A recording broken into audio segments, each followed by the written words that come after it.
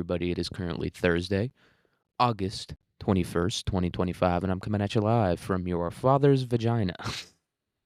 That's, look, that's the best I could come up with today. I don't know. I couldn't come up with anything else. The only other thing I had in my head was a small Nigerian village on like the outskirts of a town. That was the only other thing I could come up with. So we had to go with father's vagina. All right. I don't know. I've just been I've just been thinking about it. Look, maybe Freud was right. Freud talked about your mother's penis though, and that's something that I was thinking about before I started this episode in the first place is like Freud was talking about his mom's dick in like the 1800s, dude. Back in the 1800s, if you knew what a penis was, they would kill you for being gay, right? Like that's what was going on in the 1800s. And they were just completely chill with Freud. They were like, "Yeah, nah, do whatever you want." I do think Freud was in Europe though. He wasn't in America. They would have look, even now in America, if Freud was saying that bullshit, he would be killed. Dude. Yeah. He was born in Czechia and he died in the United Kingdom. Okay, yeah. So the Europeans post I don't know if this was post World War One though. I'll look it up real quick. They were a little more tolerant than we were over here. We would have thrown he would have been in the pit by now, dude. If Freud was alive right now talking that bullshit, I'd be throwing him in the pit. I'd be digging the pit right now and I'd throw Freud right the fuck in there, dude. Freud, he's in the pit. But I was thinking about just I know he was talking about his mom's dick for some I don't know if he talked about his father's, vagina or clit or whatever. I don't know if he focused on that side of things, but I do know that he talked about his mother's dick and not really too much about her balls either, which I don't know. Like that's why I don't think Freud was gay. Like some people think Freud was gay. I don't know, dude. I don't think he talked about balls enough to be right? He was too focused on the dick, which to be fair, that is the main feature down there. Even on me, where the balls are much larger than the dick, I would say 4 to 5 times the size of the dick.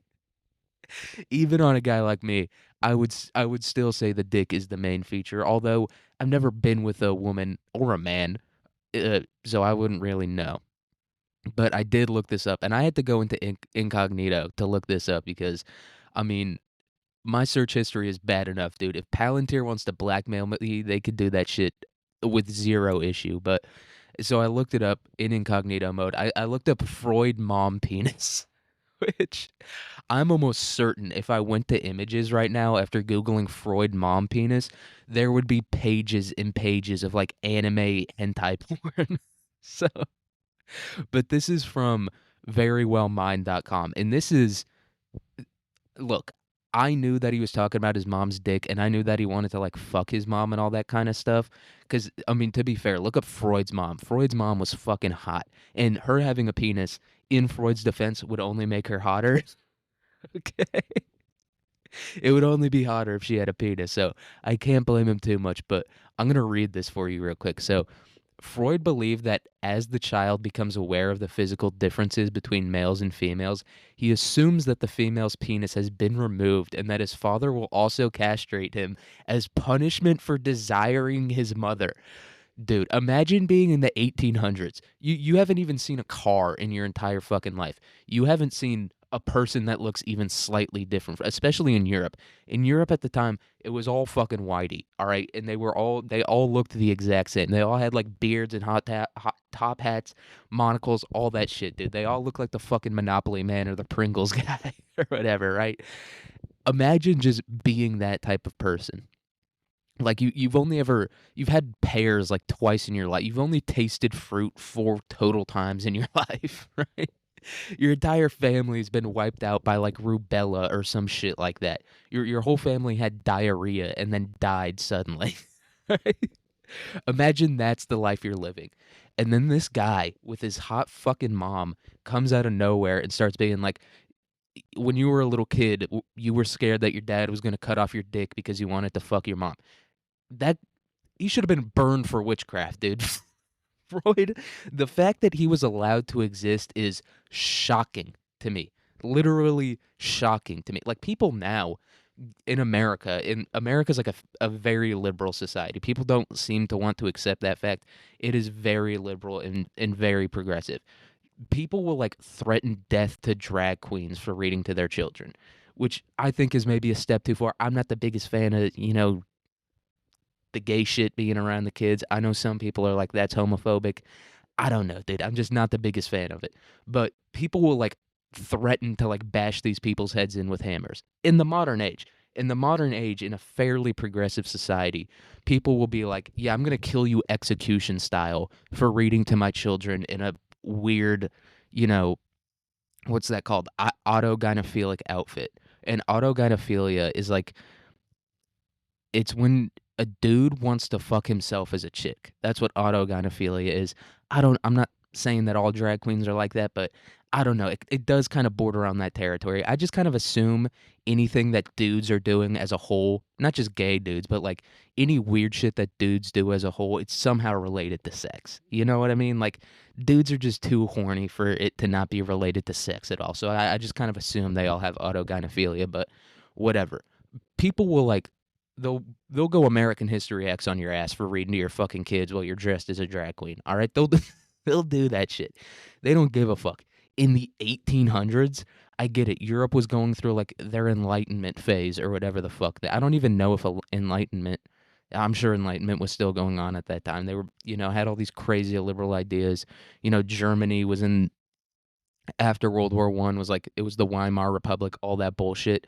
Still, it's like the late early 1900s, dude. Freud, the fact that he's alive or lived to the age he did and didn't get his head bashed in with a fucking ball peen hammer is shocking to me on like a personal level. Like I said, I would do that now. If one of my boys came up to me saying some shit like that, I don't even have a gun, but I would go to like Walmart or whatever, grab the whatever fucking gun they would sell me. I would be in like a panic state. I would be like sweating and my face would be all red. I have long hair. My hair would be like sticking to my face because of how much I'm sweating. And I'd be like, I need a gun. I need a gun. And the fucking, the fat guy behind the Walmart counter would be like, well, you seem to be in a psychologically unstable state, so I'm not going to sell you a gun. And then I'd be like, no, dude, you don't understand. My boy just said I was scared my dad was going to cut off my balls because I wanted to fuck my mom's penis. And then he'd be like, all right, son, you're a goddamn patriot for wanting to kill that guy. And he'd just give me the fucking gun for free. And I'd go and blow that guy's fucking brains out of his head. What are you talking about, dude? Freud, what are you and he was like, I don't know if like, I feel like during his life, he was pretty fucking successful, right? I feel like psychology, you know, it was still a relatively new field at the time, but they still accepted this just fucking insane idea, right? An absurd, the most insane idea you've ever had in your entire life does not come close to anything Freud's ever said. Like his average thought would have him, in my opinion, put in a mental institution, right? That's where Freud should have been. He should have been in a padded fucking room, strapped to the ground. Not don't even give him a straitjacket, dude. Some people I've seen David Blaine before, all right? Some people can escape a fucking straitjacket. Tie him to the fucking floor. And also tying him to the fucking floor, that freak would have been jizzing everywhere. All right, so he would have been happy as a goddamn clam in that fucking mental institution. Hit him with a lobotomy real quick, you know what I mean? Scrape around his head with an ice pick. No, you can't exist in society if you think I want to cut off if you think I'm scared of my dad cutting off my balls because I want to suck my mom's dick, dude. Yeah, when you're a little kid, you don't really get how it works, right? You don't understand the difference. When I was a little kid, I remember I I thought vaginas were just inside out penises. To be fully honest, to be fully honest, but I didn't think that my mom had a penis and that my dad was gonna cut my dick off for wanting to suck her penis. Right? Right? Like I didn't understand how it worked. Right? I didn't understand how all that shit worked. Obviously, because I was like 4 when I had that idea. Right? I was just like, yeah, they just must have like kind of the same thing, but just like up in there instead of inside out. Or instead of like outside of the body. Like that's what I thought when I was like 4 or 5 years old. Maybe even younger than that. I don't really remember. But I didn't think my mom had a dick and that I would be castrated for wanting to suck it. Right? I didn't think that. At no point in my life did I really even come close to thinking that, right? I didn't even come close to thinking that. I didn't come within 20 fucking I didn't come within 100 miles of thinking anything even close to that. And this guy who was alive in the late 1800s, early in the early 1900s, they were still fucking like hunting down bands of Indians and like scalping them for money. They were still doing that in like the early 1900s. Dude. Like this is we are far from a modern society at that point in history. In the early 1900s, I mean, yeah, Ford was dropping the Model T and the machine gun had been invented. But I mean, really, other than that, we weren't really that close to having a super modernized society. And Ford was just out here like, everyone, listen to me. You want to suck your mom's dick? No. No. No. You know what I want to do, Freud? I want to put a chain around your neck and throw you into the ocean. It's insane, dude. It's insane that in the early 1900s, even in Europe, even in like post World War One Europe, which was just like it was a mess, dude. It was a mess of like political ideologies, of economies, of governmental powers. It was just a mess. But still, even in a society that's just an insane mess like that, it's still shocking to me that that guy was given life or given like a pretty normal life, right? He wasn't even like locked in a sanitarium or whatever. He was just roaming the streets, dude. Freud was just roaming the streets like a fucking like one of those dudes who like proselytizes the Bible, proselytizes. I don't know the word. Preaches the Bible. I'll just use preaches because that's the word I know and that's the word that everyone else knows. But Freud was just wandering the streets, standing on a soapbox, being like, "Your dad has a vagina, your mom has a dick, and you want to fucking fuck both of them." That's what Freud was running around saying in the early 1900s. Dude, if you said that now, I would tackle you off that fucking box and beat you to death, dude. Like seriously. And I'm looking at a picture of Freud's mom right now. Yeah, she's a bad bitch, bro. Like look, I'm not saying it's ever okay to like want to fuck your mom, but if your mom looks like Freud's mom, if she looked like that, I'm not saying I understand it. I'm not saying that it's right or whatever, but like, yeah, his mom's pretty hot. His mom's a piece, but still wanting to suck her penis and then being scared that your dad's gonna chop off your balls. No, no, no, right? If you said that shit like in Pakistan or Afghanistan or some shit like that, you'd be you'd be put in tires and lit on fire, dude. You would be put in a spare donut tire and they would light that shit up like they're grilling a barbecue. All right? you would be you would be turned into a fucking smoker and they'd be cooking hot dogs over your burning body if you said that in Afghanistan today. It, and it's just, I mean, I guess it makes sense because Europe, I mean, you look at Europe now, once again, it's a pretty big mess over there. There's still, Europe is still able to hold on to the wealth that they were able to garner during the European colonial period. And that's really the only reason why it's not a complete mess. The only reason why Europe, sorry, I have to take my Zen out. My mouth is wet as hell right now, so my Zen isn't staying in, so it's just gonna chill there for a little bit. All right, look, I'm a little bit of a Violet Beauregard when it comes to my Zens, dude. I'll put them behind my ear and pull one out and throw one in. All right, not literally behind my ear, but you guys know what I mean. As long as that bitch is still moist, I'm gonna throw it the fuck in. Okay, sorry, sue me. Freud wanted to suck his mom's own dick, and that guy's in textbooks. I don't think it's a problem that I throw in a fucking old Zen every now and then, or not even old. Just like I left it out for a couple minutes because I didn't want you guys to hear me being like, which I kind of do anyway. But yeah, in Europe, Europe is just literally, if Europe did not have its like 500-year long colonial history, it would be the same as like the Middle East or Africa right now. They don't they they're just not like rational people. Like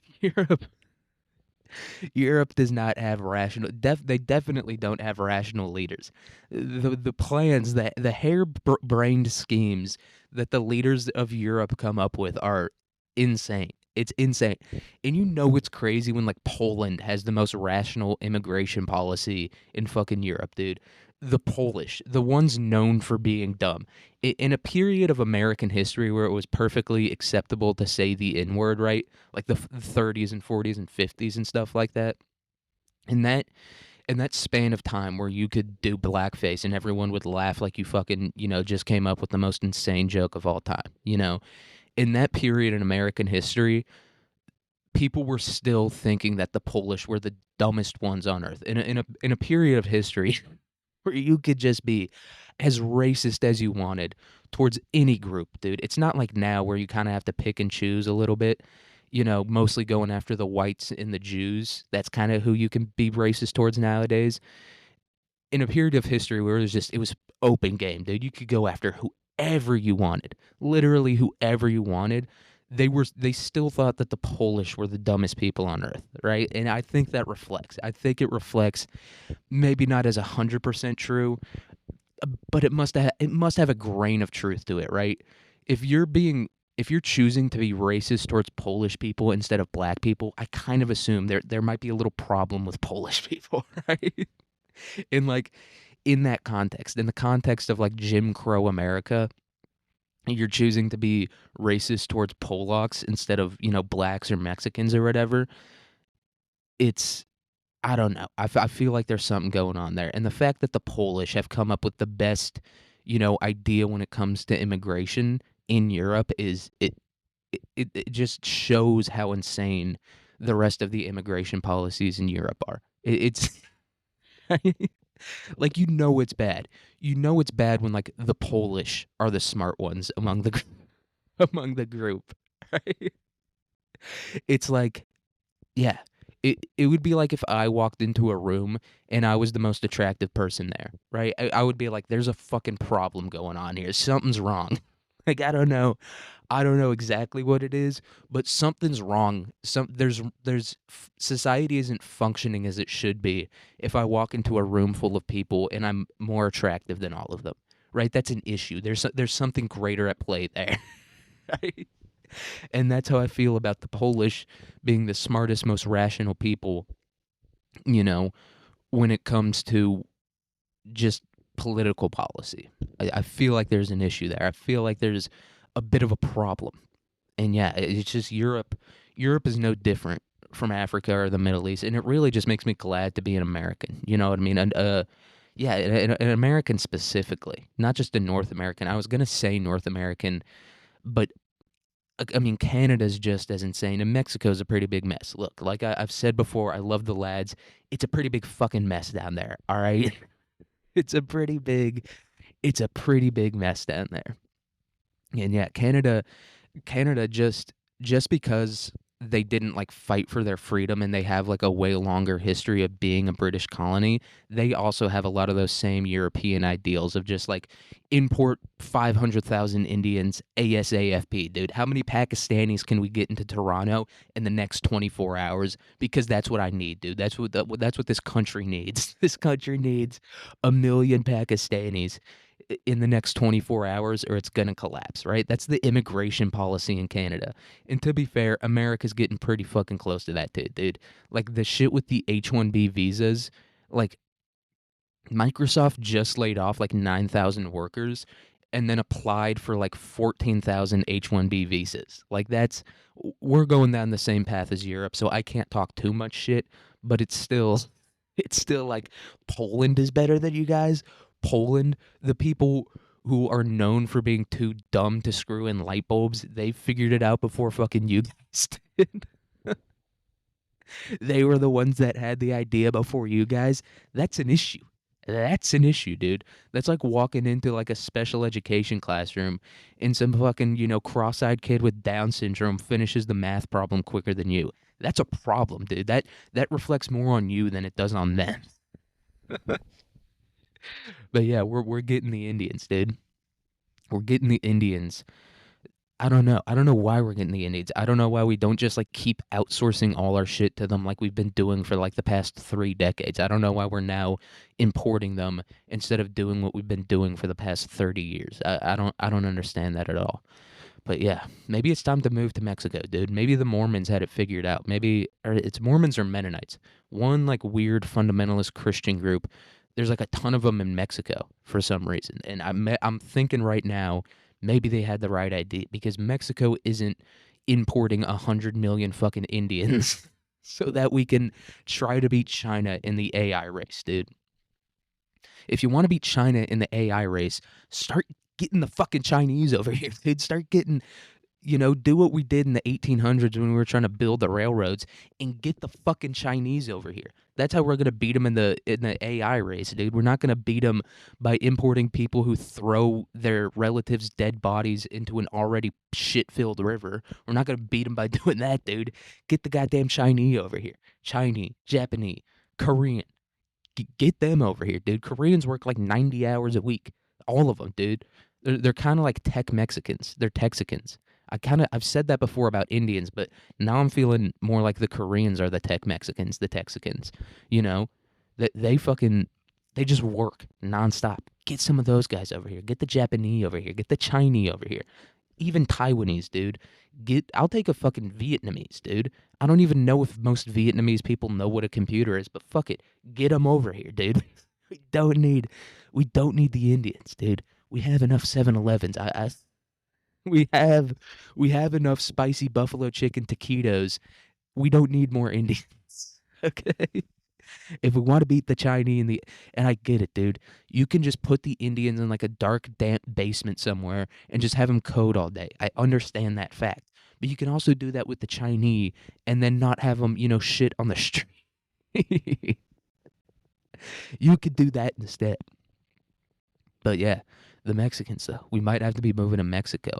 And I did a episode, I don't know, a few months ago about the cartels, and I talked about a little bit about this guy named El Mayo who ran the Tijuana, or maybe it was like the Suarez cartel. He ran one of those cartels in Mexico, and I was talking about how like cool he was because they're sorry, I'm burping my fucking ass off right now. I don't know why. I ate like 3 hours ago and I'm still burping up the fucking chicken biryani that I ate.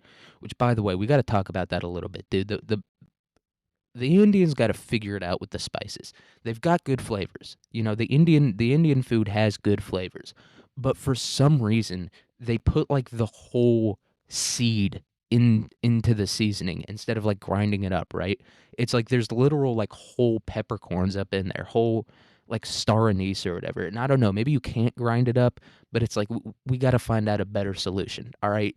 If Indians are so goddamn smart that they're going to help us beat China in the AI race, how come they haven't figured out what's going on with the fucking seasonings yet? Okay? How come how come they haven't figured that one out, dude?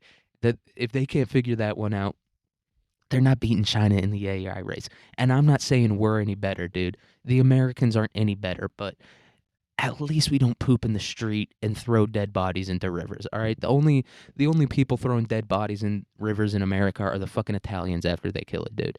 Okay, but but anyway, El Mayo. I was talking about how sick it was, like how much aura he had, which I think aura is now. I think TikTok's kind of winding down on that word, and it's kind of becoming like an unk word. It's kind of becoming a little bit cringy to say, but whatever. I was talking about how much like just aura El Mayo had, right? Like it's kind of cool to only have like 6 existing pictures of you in public. And then I come to find out he got arrested like a year ago, dude. I'll look it up. I think it was yeah, he got arrested in El Paso, I think, or maybe it was San Antonio. He got arrested somewhere. And now there are more pictures of him, more specifically a picture of him in his like prison or his mugshot, and it's like God, he just snatched all the aura straight from him. Just immediately grabbed him, the aura, dude. Any aura that he did have, just snatched straight from him. And he's 77 years old. It's this guy. Give this guy a fucking a cup of tapioca pudding, and you know, have him snitch on everyone else. All right, he's 77 years old, dude. Give him a little bit of tapioca pudding. Let one of the nurses in the nursing home give him a hand job, and have him snitch on all the other drug lords. Which we're not going to do that because we kind of, for some reason, like having the drug cartels in Mexico. I don't know why. I'm sure there's some reason, but we like having them there. So we're not gonna do that. But if I was in charge, that's what I'd be doing. I'd say, hey, Elmayo, dude, I got a little snack pack for you. Yeah, it's the chocolate with the vanilla in the same snack pack, dude. Hey, I'll give it to you, buddy. I know your dentures, they're not as secure as they used to be, so you can really only eat pudding now, dude. I'll give you this one. I'll give you the whole pack, whole ass 4 pack. I'll put it in the fridge even. Get it nice and chilled. No room temperature pudding around here, El Mayo, if you just snitch on everyone else. That's what I'd be doing if I had El Mayo in captivity, dude. If I had that dude locked up, I'd be having just some old fat Jamaican nurse walking into his room, giving him a fucking lotioned up hand job, and then I'd be like, all right, Amayo, tell us where they are. Tell us where the fuck they're at. But we're not going to do that. And neither is the leader of Mexico. But the president of Mexico, what's her name? It's Scheinbaum. It's something Scheinbaum. She's Jewish. All right, that's all that really fucking matters when we're talking about this shit. She's like, she's mad that America arrested El Mayo, and I do understand why. I do understand that having that kingpin there, having that old school guy who can just kind of like keep shit, who can just kind of run shit more securely, right? It's like why having the mafia or like the Crips and the Bloods is better than not having the Crips and the Bloods. Because if you have the Crips and the Bloods, then it's just like neighborhood versus neighborhood. It's not like a battle royale free for all, right? That's why a lot of these cities have become more violent than they have been in the past. It's because they don't have these big gangs that can kind of unite people. They don't have that. It's just a free for all. No one really cares about each other. There's not even like a sense of community anymore. So I understand why she's a little bit mad. But it's also like, what do you expect us to do? Right? We have this dude who has evaded capture for like 30 years now. We have this dude on American soil. You just want us to let him go? No, we're taking him. We're taking him. And maybe we release him, dude. If Scheinbaum can promise me 5 million big booty, what are they called? Guayerta Latinas? I think that's the word. Guayerta means like blonde hair. If you can promise me that, if you can promise me, and also give us Canelo. Give us Canelo and about 5 million or however many they have, just all the big booty Latinas you have. If you can give me that shine bomb, I'll fucking break into whatever goddamn prison El Mayo's in right now, fly him out in a helicopter. You'll have him back in a jiffy. All right, you'll have him back in 2 shakes of a lamb's tail, shine bomb. Just give me those fucking big booty freaks. Okay? Just get them to me. I don't care if you have to bring them from Colombia or Venezuela or Brazil or whatever, shine bomb. 5 million big booty Latinas on my table by tomorrow, or El Mayo's never seen the goddamn light of day again. You got me? You got me, Shine Bomb? That's what I need. Those are my demands. Give me that. And whatever the best guy you got making fucking carne asada, I want him in my backyard with a Weber grill cooking me steak every night. You get me that, El Mayo's yours, okay? I'll have that, dude. It'll be like that scene in The Dark Knight where they fly the plane over and it hooks onto the back of Batman's thing and they take him out of Hong Kong, dude. That's what I'll do to El Mayo. If you can get me just an old, wrinkly Mexican dude cooking me carne asada in the back and his fat wife, pressing tortillas in my kitchen, if you can get me that and about 5 million big booty Latinas, we're not gonna have an issue getting that guy out. All right, that's all I need. 5 million, dude. That solves like the male loneliness epidemic in this country. 5 million chicks with fat asses that know how to cook. The incels will be gone in a second. But you won't. You won't do that for me, Shine Bomb. I can't. I could do it, dude. I could put together a team. I could put together a team of fucking Navy SEALs with extreme PTSD. Navy SEALs with crippling PTSD who saw all their friends die in like a helicopter crash that the CIA did to silence them. I'll get those guys together and we'll get El Mayo out of there. All right. But my demands need to be met. All right. And these can't be Latin. You gotta like genetically test these Latinas, all right, to make sure they're not the type of Latinas that like kind of turn into toads later in life. And you guys know what I'm talking about. You guys know what I'm talking about with like the Mexican mom build. They kind of turn into toads, and I get it. That's what happens with menopause. Your hormones get all different. But I need a guarantee. I need a guarantee that these Latinas aren't going to be turning into toads. I need that. I need that promise from you, Shine Bomb. And if you can make me that promise, plus your wrinkliest Mexican old man, I mean, I want this guy droopy eyes like a fucking basset hound, all right? That's what I want this guy to look like. Just grilling peppers and fucking steak on a grill in my backyard, smoke filling the air. Get me that guy and get me some lady who's fucking knows her way around some queso fresco. Get me those two people plus those 5 million. You're not gonna have any more issues with the cartel violence, all right? And fuck it, if I can't get El Mayo out of there, I'll personally come down and shut that shit down, all right? Because I want to save my country. I need to save my country, dude. Sorry, I'm the last fucking true patriot left in America, and I know how to do what's right for this country. Sorry, sorry, sorry. I want to end the male loneliness epidemic. Okay, it's just it is what it is, dude. Those are the immigrants we need. That's who gets the H-1B visas. All right, that's who gets women from third world countries who have been treated like shit by men for their entire lives. Those are the ones that get H-1B visas. All right, we're gonna end the fucking incel thing, and fuck it. Any chicks that can't get dick out there, that's your problem. All right, that's kind of if you're a woman and you're like, I can't find a guy who wants to be my boy. That's a you issue. Sorry, sorry. I hate to break it to you. I hate to break it to you. That's kind of a you issue. Okay, because you can walk up to 90% of men, whether they're married or not, and be like, "Will you be my boyfriend?" And the answer is almost an instant yes. I do that to a woman, I'm in a jail cell by the end of the day. So you not having a boyfriend, kind of a you. Okay. No, I'm kidding. I'm sure it's hard out there for women right now too. I'm sure, the pressures of, you know, the promotion of being a whore. I'm sure that's not fun for a lot of women. I know the vast majority of women do not want to be whores, and I know that the societal pressure of that and also like just everything. I get it. It's probably a little bit tough to, be stable romantically.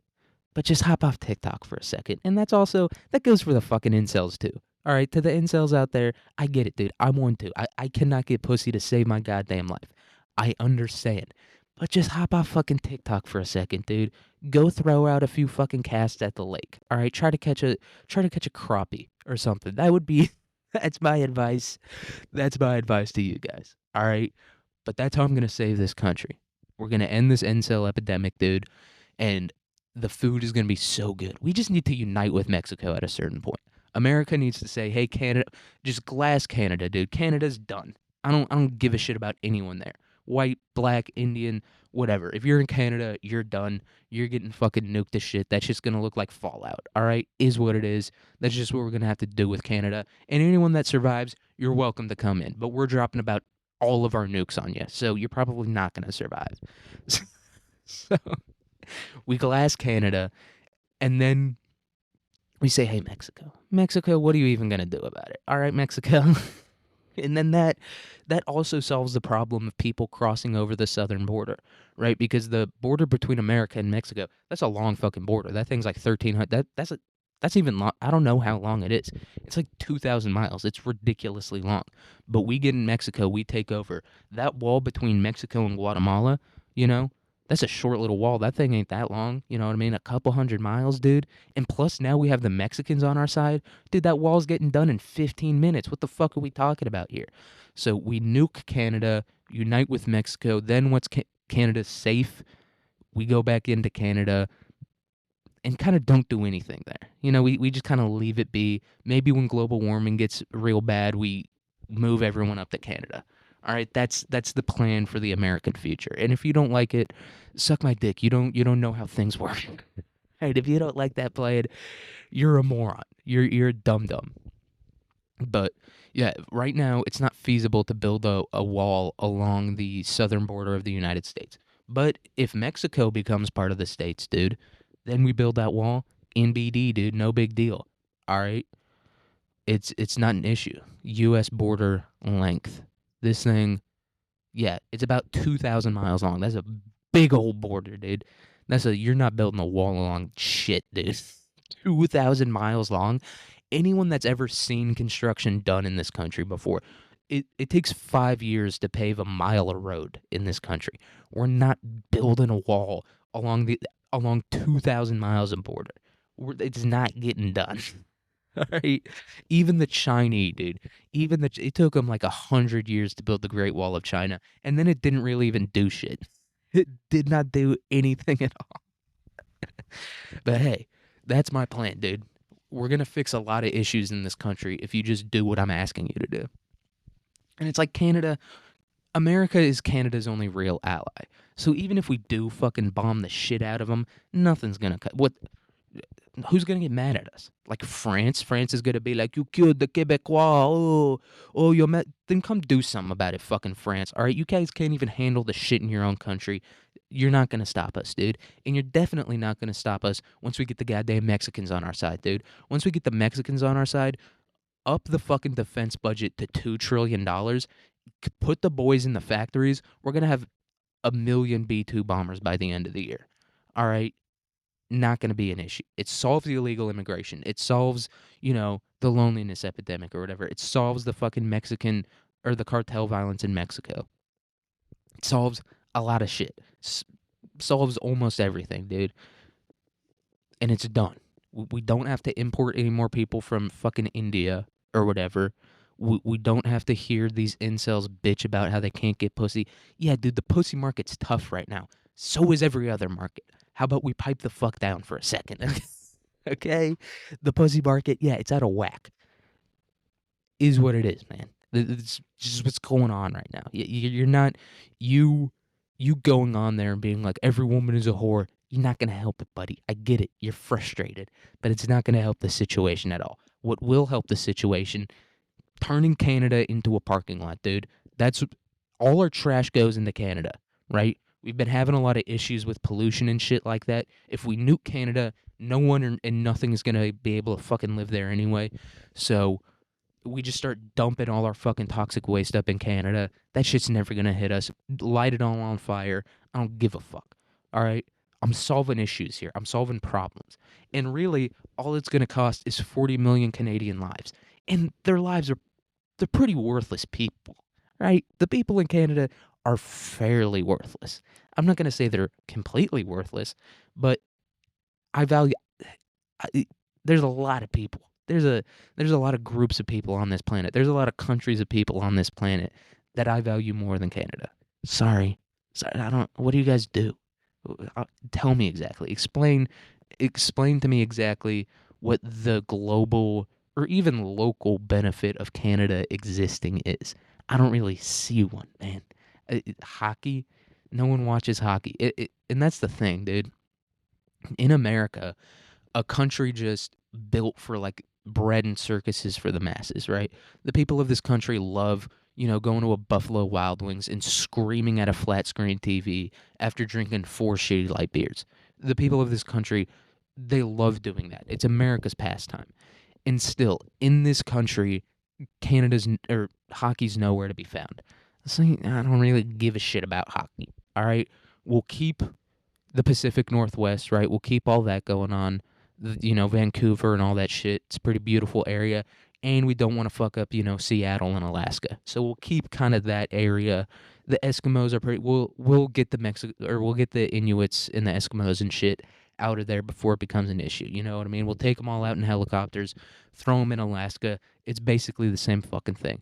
And then the rest of you are getting glassed. All right? Is what it is, dude. Sorry, man. But we have issues too. And those issues aren't going to be fixed by importing 90 billion people from India. The issues are going to be fixed. Take Canada off the map. Just erase it. Forget it existed. All right. We're going to have to go 1984 here a little bit and be like, Canada, never heard of it. All right. 2 + 2 = 5. We're just going to have to accept that fact if we want things to get better. So we just erase it real quick. You know what? How many maps? People don't even look at maps anymore. There's not maps in the classrooms, and the kids definitely aren't fucking looking at them. So that's not going to be a tall task. It's not going to be a tall task to get people to forget Canada. So we're going to take you guys out. Just straight up gone. Is is what it is. You guys aren't doing that much anyway. It's like the greatest innovation out of Canada in the last 100 years is like the suicide pods. So we're gonna take you guys out. All right, Justin Trudeau, you're going out first because you did the worst crime of all, blackface. So, hey, I'm actually not a racist at all. In Canada, full of white people, okay? So, Justin Trudeau, you're getting taken out first. Sorry. Is what it is, Justin. I get it. You're fucking Katy Perry now or something. Didn't you fuck Katy Perry? I don't know. But you're getting taken out either way, Justin. I can't deal with your bullshit anymore. First, you're like a racist dude who loves doing blackface. Not a big fan of that. I'm not a big fan of doing blackface. I'd say, in terms of my favorite activity, doesn't rank within the top 10. That's that's how I feel about blackface personally. So you go from doing that then to being like a weird, not even liberal, dude. Like a lot of these leaders, they're like, "Oh, I'm liberal." They're not. They're just like they're not liberal and they're not conservative. They're just kind of insane, right? Like a lot of liberal people, even if I don't like them or agree with them, they at least like have some rational thoughts and like hope for their Justin Trudeau doesn't have any hope for his country. Justin Trudeau is literally like, how can we turn Toronto into Mumbai?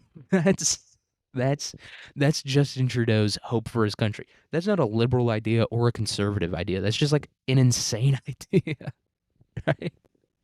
So we're taking Justy out. Hey, Justin, you're not even a top 20 Justin of all time, and you're the president of a or prime minister of a pretty powerful country. Not pretty powerful, but like relative to most other countries on earth, a decently powerful country. And all you've chosen to do with that is import 700 trillion Indians, right? And then also tell everyone to kill themselves. Those are the two things. And once again, those aren't liberal ideas. Right? It's not a liberal idea to replace everyone in your country with an Indian, right? That's not there's nothing liberal about that. There's also nothing liberal about telling people to kill themselves en masse. Right? So this isn't me hating the libs. Hey, libs, not against you guys. Not always a big fan of what you have to say and what you want to do, but at least you aren't like, how can we get as many people to kill themselves as possible? There's a few liberals out there that are like, how can we kill as many people as possible and then import as many people as possible from third world countries or just other countries? I just don't want anyone from like, if they were doing that shit with French people, I would have a problem with it. But they're not doing it with French people. They're doing it with Indians. All right? I would have a problem with it no matter what country they're coming from. Unless it's Mexico, like I already said. Completely chill with the Mexicans. But we're taking Justin out. First on the list, dude. He's getting a direct hit. We'll throw 3 bombs his way just to make sure the guy ain't playing the game anymore. Hey, Justin, back to the lobby, brother. You're going. This is Tilted Towers, and you just got took the fuck out. All right, back to the lobby, Justin. Maybe wear a John Wick skin next time. You're not playing the game anymore, big dog. And then everyone else, yeah, you guys are getting taken out too. Yeah, you're gone. All right, I'm taking all of you guys out. Maybe we'll keep that little peninsula that has Toronto on it, but even then, no, we're not doing that shit. We'll just make people from Michigan leave. No more Michigan, sorry. And then once we do that, we go to Scheinbaum and we say, hey, Scheinbaum, we have the same interests here. All right, we both love Israel. Okay, Scheinbaum, our interests are the same. We both want to send as much money to Israel as possible every single year without our citizens revolting against us. And Scheinbaum goes, how do you do a Jewish Mexican accent? That's a tough accent to do. Oy vey, man. Oy vey. Okay, man. That that was just me saying a Jewish word with a stereotypical Mexican accent. But you guys get what I mean. Oy vey. Oy vey, that's a good idea, Holmes. Holmes, I fucking remember Passover, bro. Okay, let's get Israel some money, man. How do we wipe out Palestine and Gaza, bro? All right, let's get it. That's what Scheinbaum says to us. This is what good old Scheinbaum says to the US of A. Scheinbaum says, yeah, man, I'm sick and tired of these goys, bro. I hate the goyim. Jews are superior, man. We are God's chosen people, Holmes. Listen here, vato. Listen here, the Talmud is just as valid as the Torah, man.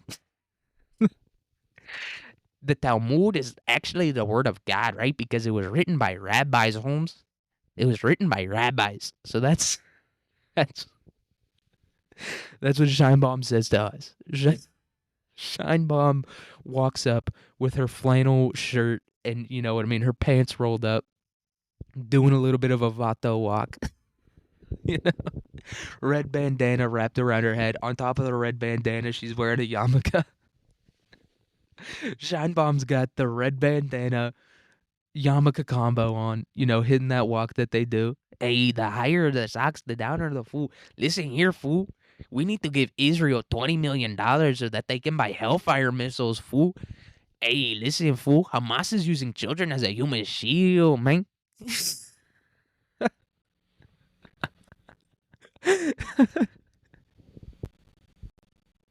I remember what my bubby said to me. My bubby said to me that we are God's chosen people. People. We are God's chosen people, Holmes. 50 billion to Israel, man. That's what Scheinbaum says to us. Scheinbaum. Scheinbaum walks up to us. Big old fucking, you know, beaver fur hat on, you know? And then on top, she's got her red bandana wrapped around that big old fucking fur hat that they wear. And she's hitting, you know, she's doing like the thing they do with their hands. And Scheinbaum's walking up to us like, 6 million of us were killed of us, Holmes. 6 million. Hitler killed 6 million of us, man. It's crazy, man. I told my homies, hey, this Hitler guy's no good, Holmes. Fool, listen here. Hitler ain't no good. Hitler killed 6 million of us, so now it's time to do a genocide against the Palestinian people, Holmes. So that's what Scheinbaum says to us. Okay. Scheinbaum walks up with her sides and socks on, her slides and socks. She's got khakis. The khakis are rolled up midway up the calf. She's got a gray flannel shirt, and the shirt's like, you know how they do that thing where they button the top button and then everything else is unbuttoned and they tuck it in on the sides, and they got like a wife beater on underneath. She walks up to us with that outfit plus that like that white scarf thing that Jews wear. That's what Scheinbaum walks up to us wearing. And Scheinbaum walks up to us and she goes, hey, man, Israel is our greatest ally, Holmes. The US's liberty didn't even happen, dog. What are you talking about, Holmes? Israel is our greatest ally. 5 dancing Israelis, they were just having fun, Holmes. That had nothing to do with 9/11. Nothing to do with 9/11. And so that's what Scheinbaum says to us when we approach her to envelop Mexico into the United States of America. That's what Scheinbaum says to us. And then we get Mexico. We say, hey, Mexicans, you guys are always coming here to, you know, do lawn work and do construction and shit like that. We're going to make you guys are going to be doing construction in your own country now. We build that big ass wall along the whole thing. Guatemala to Mexico. Sorry, Guatemalans. Is what, no hard feelings between us and the Guats. All right, the Guats down there in Guatemala. There's got nothing against you guys, but there's got to be a wall somewhere. A line has to be drawn in the sand eventually, and that line is being drawn between Mexico and Guatemala. Is what it is, man. You know, sorry, Guatemala. Knew a Guatemalan kid growing up. He was pretty good at basketball. He would just kind of chuck up shots, and they would always go in. That was the type of player he was. Good guy, but sorry to the Guatemalans. Sorry we had to do it to you guys. It breaks my heart to have to say it because they're basically Mexicans, but they have pupusas, or is that Honduras? Honduras and Guatemala, same shit, different toilet. Sorry, but we draw the line right there. And then all the problems are solved. Every single issue that we're having in this country now, name one. Name an issue we're having in America right now. I can't catch fish. That's an issue that's going on in America right now. Guarantee you if we do this, the crappie are going to be biting like crazy. Okay? So, sorry. Sorry, Guatemala. Breaks my heart to have to say it to you. Canada, Don't give a shit about you guys. Never have. I'm glad we turned you into a fucking parking lot slash trash pile slash dangerous chemical repository. Glad we turned you guys into that. Kind of had enough of your lecturing, enough of your bullshit. All right? Sick and tired of it. Sick and tired of you guys talking about your universal health care and your fucking, whatever you guys are doing. Kind of sick and tired of fucking hearing about it. All right. We have universal health care. Okay. Every house in Canada costs $900 million. Okay. The Canadian real estate crisis is worse than America's. Shocking, I know, but it's true. So, yeah, suck my dick, Canada. I don't give a fuck. We got Mexico on our side now. What are you going to do about it? And that's how we solve these issues. Okay. People just want to maintain the status quo and not accept the fact that the future holds things that have not been done in the past. They don't want to seem to accept that fact. I have accepted it. The future is not the same as the past, and it's not the same as the present. Right? And because it's not the same, you have to treat it differently. And the way we treat it differently is by turning Canada into a wasteland. And hey, we got to look at the positives here. There's a lot of people who love the Fallout games. I really like the Fallout TV show. Ella Purnell, one of the hottest chicks. I don't know, just something about her, and I get it. Me calling her hot and being like, yeah, you guys don't know how hot she is. No, everyone knows she's hot. That's why she's a fucking Hollywood actress. But I'm just saying, one of my personal faves, okay? A lot of people are a big fan of the Fallout TV show and the Fallout games. Now we got a new fucking tourist destination, okay? This is the multifaceted approach. We're going after multiple things here, man. Multiple things. Also, it's flat, it's open, you can do whatever you want with it. Golf course time, dude. We can stop fucking bulldozing manatee habitats in Florida to build golf courses and instead build golf courses in the Canadian wasteland. Issue solved. And the weather, see, that's a big thing with golf is the weather. The weather's going to be fucking immaculate there, dude. The weather's going to be so good. It's going to be amazing weather all the time because it's going to be like the nuclear radiation is going to like heat things up a bit. So it's always going to be springtime around there. So we can stop fucking, spearing manatees alive to build, golf courses in suburban developments in Florida and instead build them in the Canadian wasteland. And then we got all these fucking fat nerds who love Fallout. They're going up there being like, is there a death claw around here or something? And also, that's a little bit of, we're getting some people out of the genetic pool that probably shouldn't be in it in the first place, right? People that really love Fallout, yeah, it's hot. And there's one lady we gotta save. And the one lady who's a big Fallout fan that we gotta save is Miss Fallout on TikTok, dude. She's this lady. I'm pretty sure she's one of the most autistic people on the planet. I'm pretty sure her level of autism is hitherto unheard of. But she just loves arts and crafts, and she loves the Fallout games and the Fallout universe. So we kind of tie her up for a little bit and say, hey, we don't let her up there to go die of radiation poisoning in Canada. And also the golf people, fuck those guys too. We get rid of those fucking assholes. I don't like golf people. Look, Augusta should be the only golf course in America. There should be like 3 golf courses in America, and Augusta should be one of them. All right, there's a golf course every 15 fucking minutes in this country, and it pisses me off to no end. I would rather see fucking cookie cutter suburbs and warehouses than a golf. I hate golf courses, dude. It pisses me off. Getting mad about grass is insane, dude. It's absurd. And they get mad about sand, dude. They're just like the most angry, miserable people on earth, despite the fact that they're all rich as shit. So we get rid of those people. Take them out of the game, dude. The Fallout people, they're both just different types of fucking annoying ass nerds. And we take both of them out, except for Miss Fallout. We put her in like a mental institution somewhere, put her in a padded room. She never sees the light of day again. And yeah, we just keep her there for as long as we can. I'm sure at some point she's going to tunnel out using one of her fucking Vault Boy figurines, and she's going to find her way up there. But we gotta keep her for as long as we can because I love those TikTok videos. So we keep her in a box somewhere. Throw her in the pit. Drop her a few MREs a day, a few bottles of water. Give her like a game system so that she can play Fallout all day. Give her the arts and crafts and shit. but just keep her in the pit, all right? And that's also another thing that I'm gonna be doing. You know how I said bye-bye Michigan? That isn't just because of the nuclear fallout. We're also gonna be building a pretty sizable pit in Michigan. That's what we're gonna be doing with Michigan, right? Because we can't build it in Canada. Because the whole point of the pit is we throw you in there. We throw you in the pit. It's a big, deep hole, very deep. We're talking like a mile deep, dude. This is a deep hole. If we can get more than a mile, hey, I'm glad. It's like, have you ever seen those pictures of like Africa or Russia or some shit where they've done like the strip mining and it's kind of like those gigantic like tiered holes? That's what we're gonna be doing, but with like most of the state of Michigan.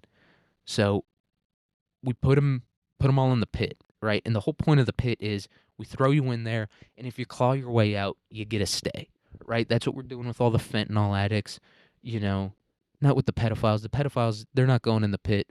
They're not even going to the wasteland. All right, we got these extremely violent Mexican cartels. You can't like desensitize people like that, right? These people have been entrenched in violence for basically their entire lives. So you're not going to get those people to be not violent. So you know what we're going to do? Mass execution of pedophile. We're done with that issue as well. We're not dealing with that shit anymore. Okay? So we're gonna have the cartel members just, I mean, a 14-year-old with an Uzi just gunning down dudes who fucking are going on chat rooms and shit like that. And then everyone else gets thrown in the pit. We're emptying out the prisons. I've had enough of the prison industrial complex and the private prisons in America. Done with that shit. Everyone's going in the pit. Big problem solved right there. If you claw your way out of the pit, good for you, dude. Good. You learned the value of hard work. Now, you might be a little bit angry when you get out and now you're just going to commit more worse crimes, but you've earned the right to commit those crimes now. Now that you've clawed your way out of the pit, really except for Mrs. Fallout, everyone's kind of getting a shit deal in the pit, dude. There's not going to be a whole lot of food down there. We're just going to like dump buckets of macaroni and cheese. We're just gonna we're just gonna be filling up like Olympic-sized swimming pools of macaroni and cheese and just dumping that on them. It's gonna be like that scene in Mad Max Fury Road where like the wave of milk comes out. That's gonna be happening daily in the pit, but with Kraft macaroni and cheese instead.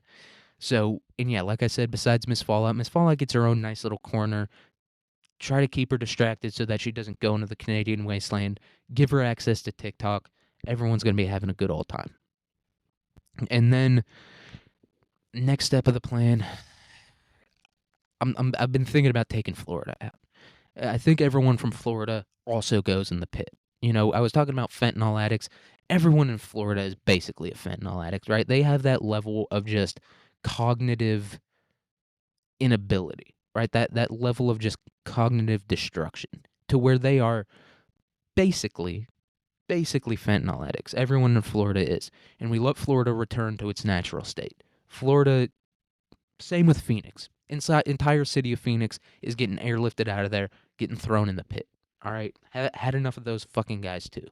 Don't build a city of 2 million people in the middle of the goddamn desert, okay? You just don't do that. That's just not a logical thing to do. So once again, these people in Phoenix have the mental ruination of someone who has been on fentanyl for the past 5 years. So they're going in the pit as well. Okay?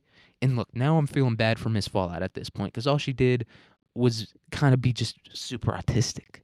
Right? So I'm feeling a little bit bad. Maybe we take her out of the pit just kind of like on some Shrek shit, you know, a tower in a land far, far away. We throw her in there. All right?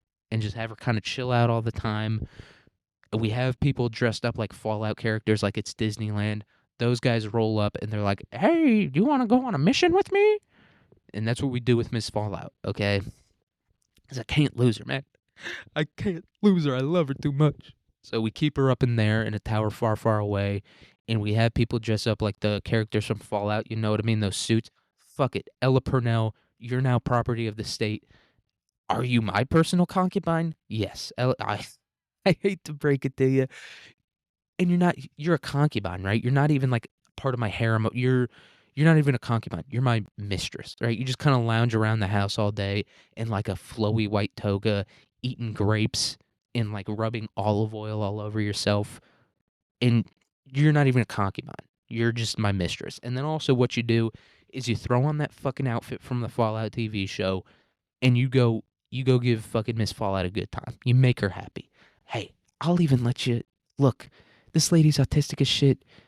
I don't think she has a lot of sexual feelings, but if she does, Ella Purnell, I'll give you permission to eat her pussy. All right? Or Walton Goggins, once again, you're property of the state. We got to keep Miss Fallout satiated. We can't lose those TikTok videos. And by the way, those are going to be the only TikTok videos allowed in the country at this point, right? Is Miss Fallout making arts and crafts about the Fallout games. It's all we're going to be seeing, dude.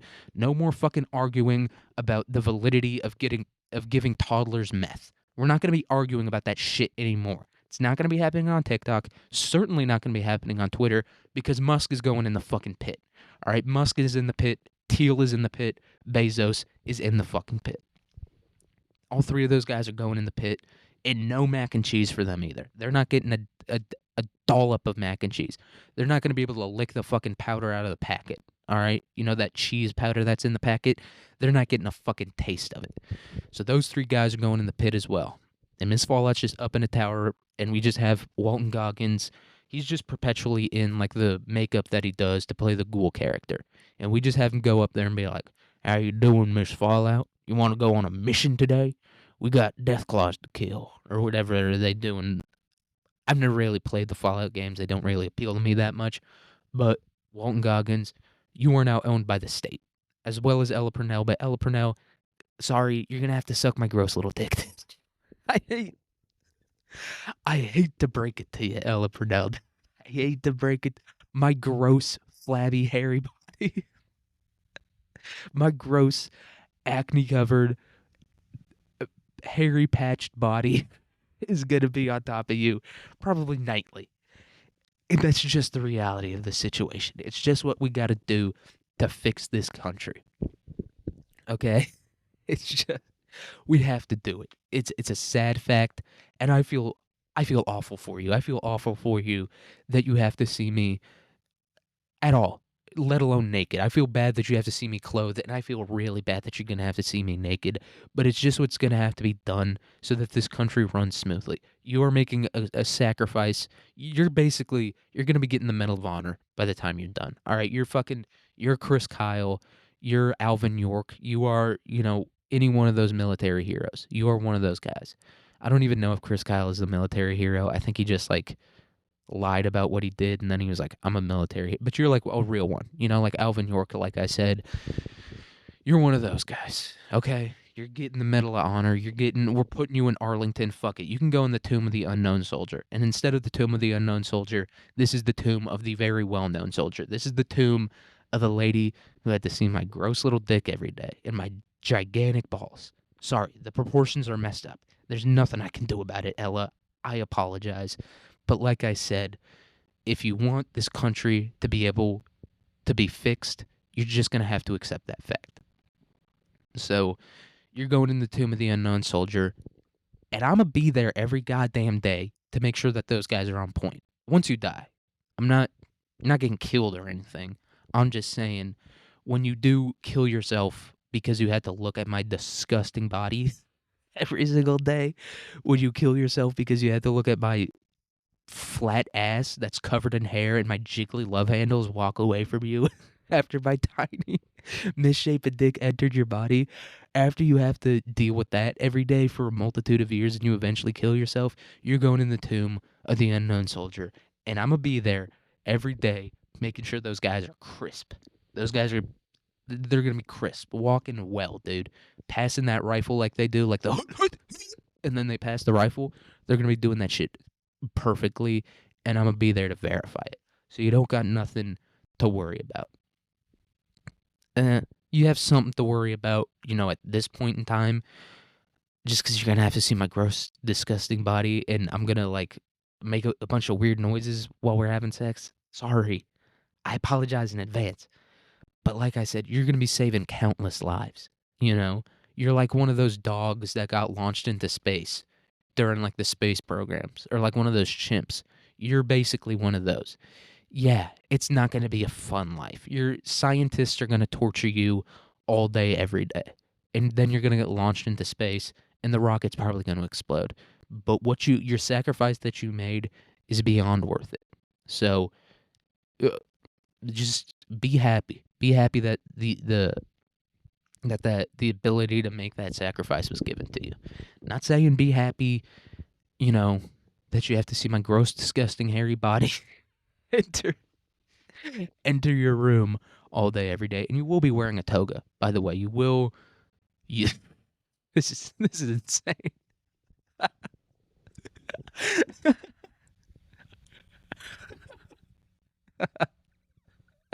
This is one of the most insane fucking like rants that I've ever been. Sorry, but it is what it is.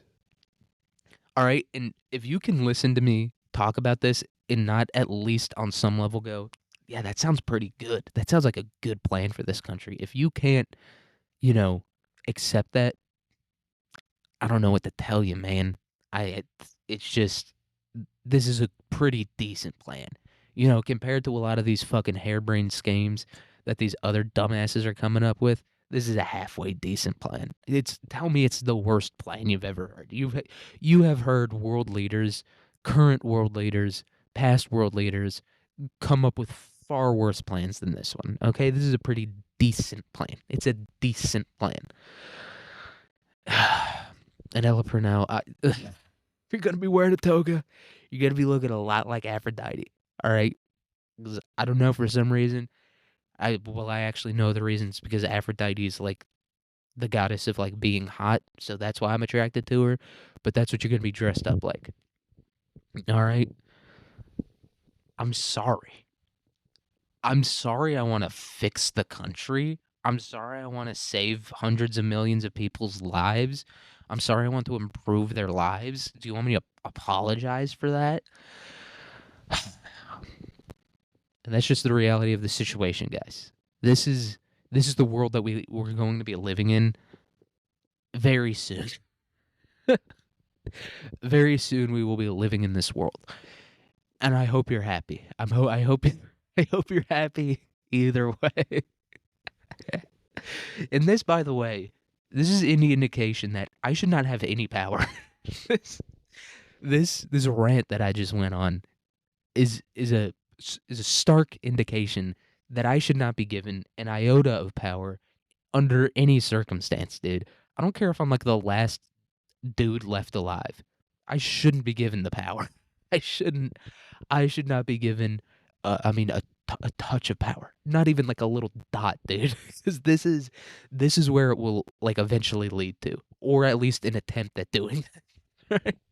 Like if I became like the assistant night shift manager at a Taco Bell, I would try to do this. Seriously, I would try pretty decently hard to execute this plan if I was if I was made a team leader at a Lowe's warehouse. I would legitimately give this a shot if I was given that much power. And you know, but that's kind of how greatness happens, dude. I learned about this guy named, I think, Turenne. He was like a general in the French army, and he was like a pioneer of maneuver warfare. Yeah, this guy Henri de La Tour de Avenger, Viscount of Turenne.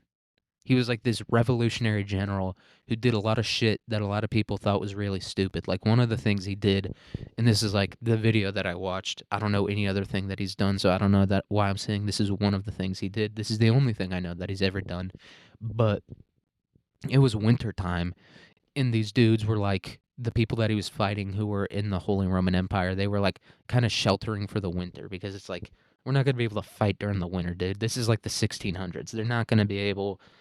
They can't fight in the winter like that. But this dude, Turenne, he was like, you guys aren't fighting in the winter, but guess who is? I am. I'm fighting in the winter.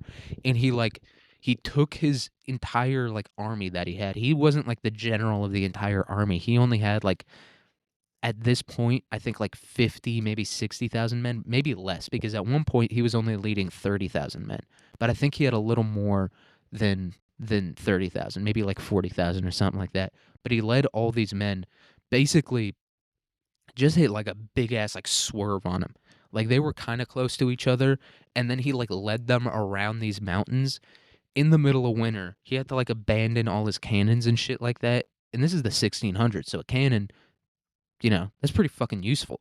But he had to like abandon them in the mountains, and then he pulled up on the Holy Roman Empire, pulled up on them, and fucked them up real quick. All right, and this guy Turenne, he was, I don't know if he was Napoleon's favorite general, but he was a big fan of this guy, which ultimately ended in Napoleon's demise because Napoleon also attempted to do some military maneuvers in the wintertime. Anyone that knows history, didn't end too well for him. About 44, a, a pretty decent amount of his army got turned into an iceberg when Napoleon tried to do the thing that Turenne tried to do. But this guy Turenne, hey, hey, I'm just Turenne. I'm just the modern Turenne, dude. Yes, will I turn Ella Purnell into my own personal concubine and make her dress like a ancient Greek goddess all day? Yes, dude, I'm gonna do that. Okay? I'm sorry. Sorry I have to do this. And I'm sorry about another thing. I'm sorry, recently, I think maybe last week's episode or the week before, we talked about Tropical Storm Aaron, which was it was this it you might have heard of Hurricane Aaron at this point in time, but before that it was Tropical Storm Aaron. And I read an article about it and I was like, guys, this is just a fucking bitch ass. Don't worry about it. Don't worry about Hurricane Aaron. And yeah, uh so let's read a little bit about this. I was wrong. Hey, I'm sorry. I was pretty wrong about this one. So this is from NPR, and this is from their weather section, I guess. So Hurricane Aaron brings flooding to parts of Outer Banks as it pivots from east coast. Hurricane Aaron is slowly moving away from the U.S. eastern seaboard, but not before grazing North Carolina, where the storm cut off some road access in the Outer Banks and brought rain, storm surge, and dangerous rip currents to coastal communities in the state. It's likely to cause coastal flooding to other parts of the mid-Atlantic and Northeast in the coming hours. In its 2 p.m. Eastern Time advisory on Thursday, the National Hurricane Center in Miami said the center of the Category 2 storm, which is packing sustained winds of nearly 100 miles per hour with higher gusts, is about 285 miles east of Cape Hatteras.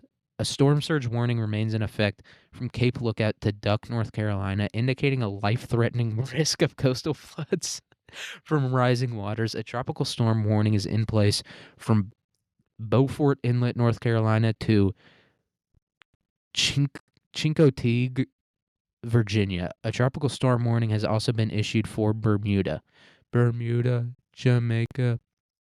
But I thought this article had like a map of what it was doing. So I'll Google a map real quick. But in the meantime, I was, I mean, dead wrong. I was like, guys, this thing is moving 17 miles an hour and it's like 700 miles away from us. I think it's going to dissipate before it gets here. Boy, was I wrong. It really only seemed to gain strength before it got here. So Hurricane Aaron, I'll look up map specifically. But yeah, it's been doing some damage. It's been doing a whole lot of damage. And recently, I heard a bit of a conspiracy theory about some of the hurricanes that have been going on. So there was that big old hurricane last year. It wasn't Hurricane Matthew, but whatever, the hurricane that like fucked up Asheville, North Carolina. That hurricane, and I guess Hurricane Aaron as well, or Aaron, however the fuck. I just say Aaron for all of it. Whether we're talking Aaron, single Aaron, or Erin. I always just say Aaron. But whatever the hurricane was last year that fucked up North Carolina, it fucked up like this area that was right on top of some lithium deposits. And then I heard somewhere, and this might just be complete bullshit that I heard on the internet. It probably is. But I heard Hurricane Aaron also fucked up some areas with some pretty substantial deposits of lithium ion on top of them. And this is like, people will like, they'll deny the fact that the government has, or that just humanity as a whole can't control the weather. They'll like vehemently deny that fact. And it's like, no, it's true. I know it's true. They they do it all the time. It like the UAE does it constantly because all of their they just live in the desert and so they need rain in order to live like every other group of people that has ever lived throughout history. And so they make storms and it's like we can do that too. Now, do we have the capacity to make a storm in off the coast of Western Africa and then make it hit precisely these areas with massive lithium ion deposits? I don't know. It doesn't seem like the most sorry, I had to burp. Doesn't seem like the most outrageous thing I've ever heard. We landed a man on the moon, dude. I'm pretty sure we can like figure out the patterns of wind and how those wind patterns affect storms and hurricanes and shit. That doesn't that doesn't seem like the most outlandish thing to me, right? Like if we can create a giant storm somewhere, basically like the seed of a hurricane. If we can create the seed of a hurricane, I'm sure there's some fucking dork somewhere doing, math in a notebook that can figure out how to make that hurricane go to different places, right? I'm sure they can like predict how the wind is going to make the hurricane bigger and how the wind is going to make the hurricane move and all that shit. I'm pretty sure they can figure it out. Pretty sure they can figure out what the right spot on the ocean is to create this storm, right? Because in colder parts, I don't think the storms are get as like bigger or as extreme. On the warmer parts, they do get bigger and more extreme. So I'm sure they can figure. Hypothetically, I feel like we could do it today, right? Like we have the technology, we have the ability to measure and predict weather patterns. We have all those abilities. We have the ability to do the calculations required to figure out how to make this storm kind of go where we want it to go. We have all of those abilities, right? We we do. So to me, when people immediately dismiss the idea that like not the idea that they're doing it on purpose to like destroy areas that are on top of lithium ion deposits so that they don't have to use eminent domain or like rip people out of their houses to get access to those lithium ion deposits. I'm not saying they're doing that. I'm just saying to act like it's impossible that the government of the United States or that a lot of other governments can't create a hurricane. We can do that, man. We can pretty. It's. I'm sure it takes a lot of work. I'm sure it takes a fuck ton of math, a fuck ton of planning, all that bullshit. But I'm pretty sure we could do it. I don't think that's out of the realm of possibility. And people just immediately are like, "You fucking are you schizophrenic or something? You don't know how anything works." And it's like, I mean, a hurricane is just like a storm that got a fucking shit ton of energy, right? That's all a hurricane is. Well, it's a few different factors, but that's basically what it is. So if we have the ability to create storms, then we could hypothetically find an area that has a ton of potential energy to create a hurricane, create a storm specifically in that area with our cloud seeding abilities, and now we have a hurricane. It's really not it's not as outlandish as people think it does. Now, there probably are some people out there that think it's just like we shoot like a laser from a fucking satellite and then that creates the hurricane. No, it's probably way more rudimentary than that. It's probably just like these guys fly through with that is it silver citrate? I don't fucking know. Silver nitrate? Something like that. But they fly through, spray all that shit over there. Then they make a storm in this area that they know is going to have a fuck ton of it has like a ton of energy right there, right? Like the ocean, the fact that the ocean in a particular area is pretty warm, that's a lot of potential energy. They know the patterns of the winds and how those winds can like swirl and shit to make a hurricane. Like they know all that, and they also have the ability to create a hurricane, and they know how a hurricane is formed.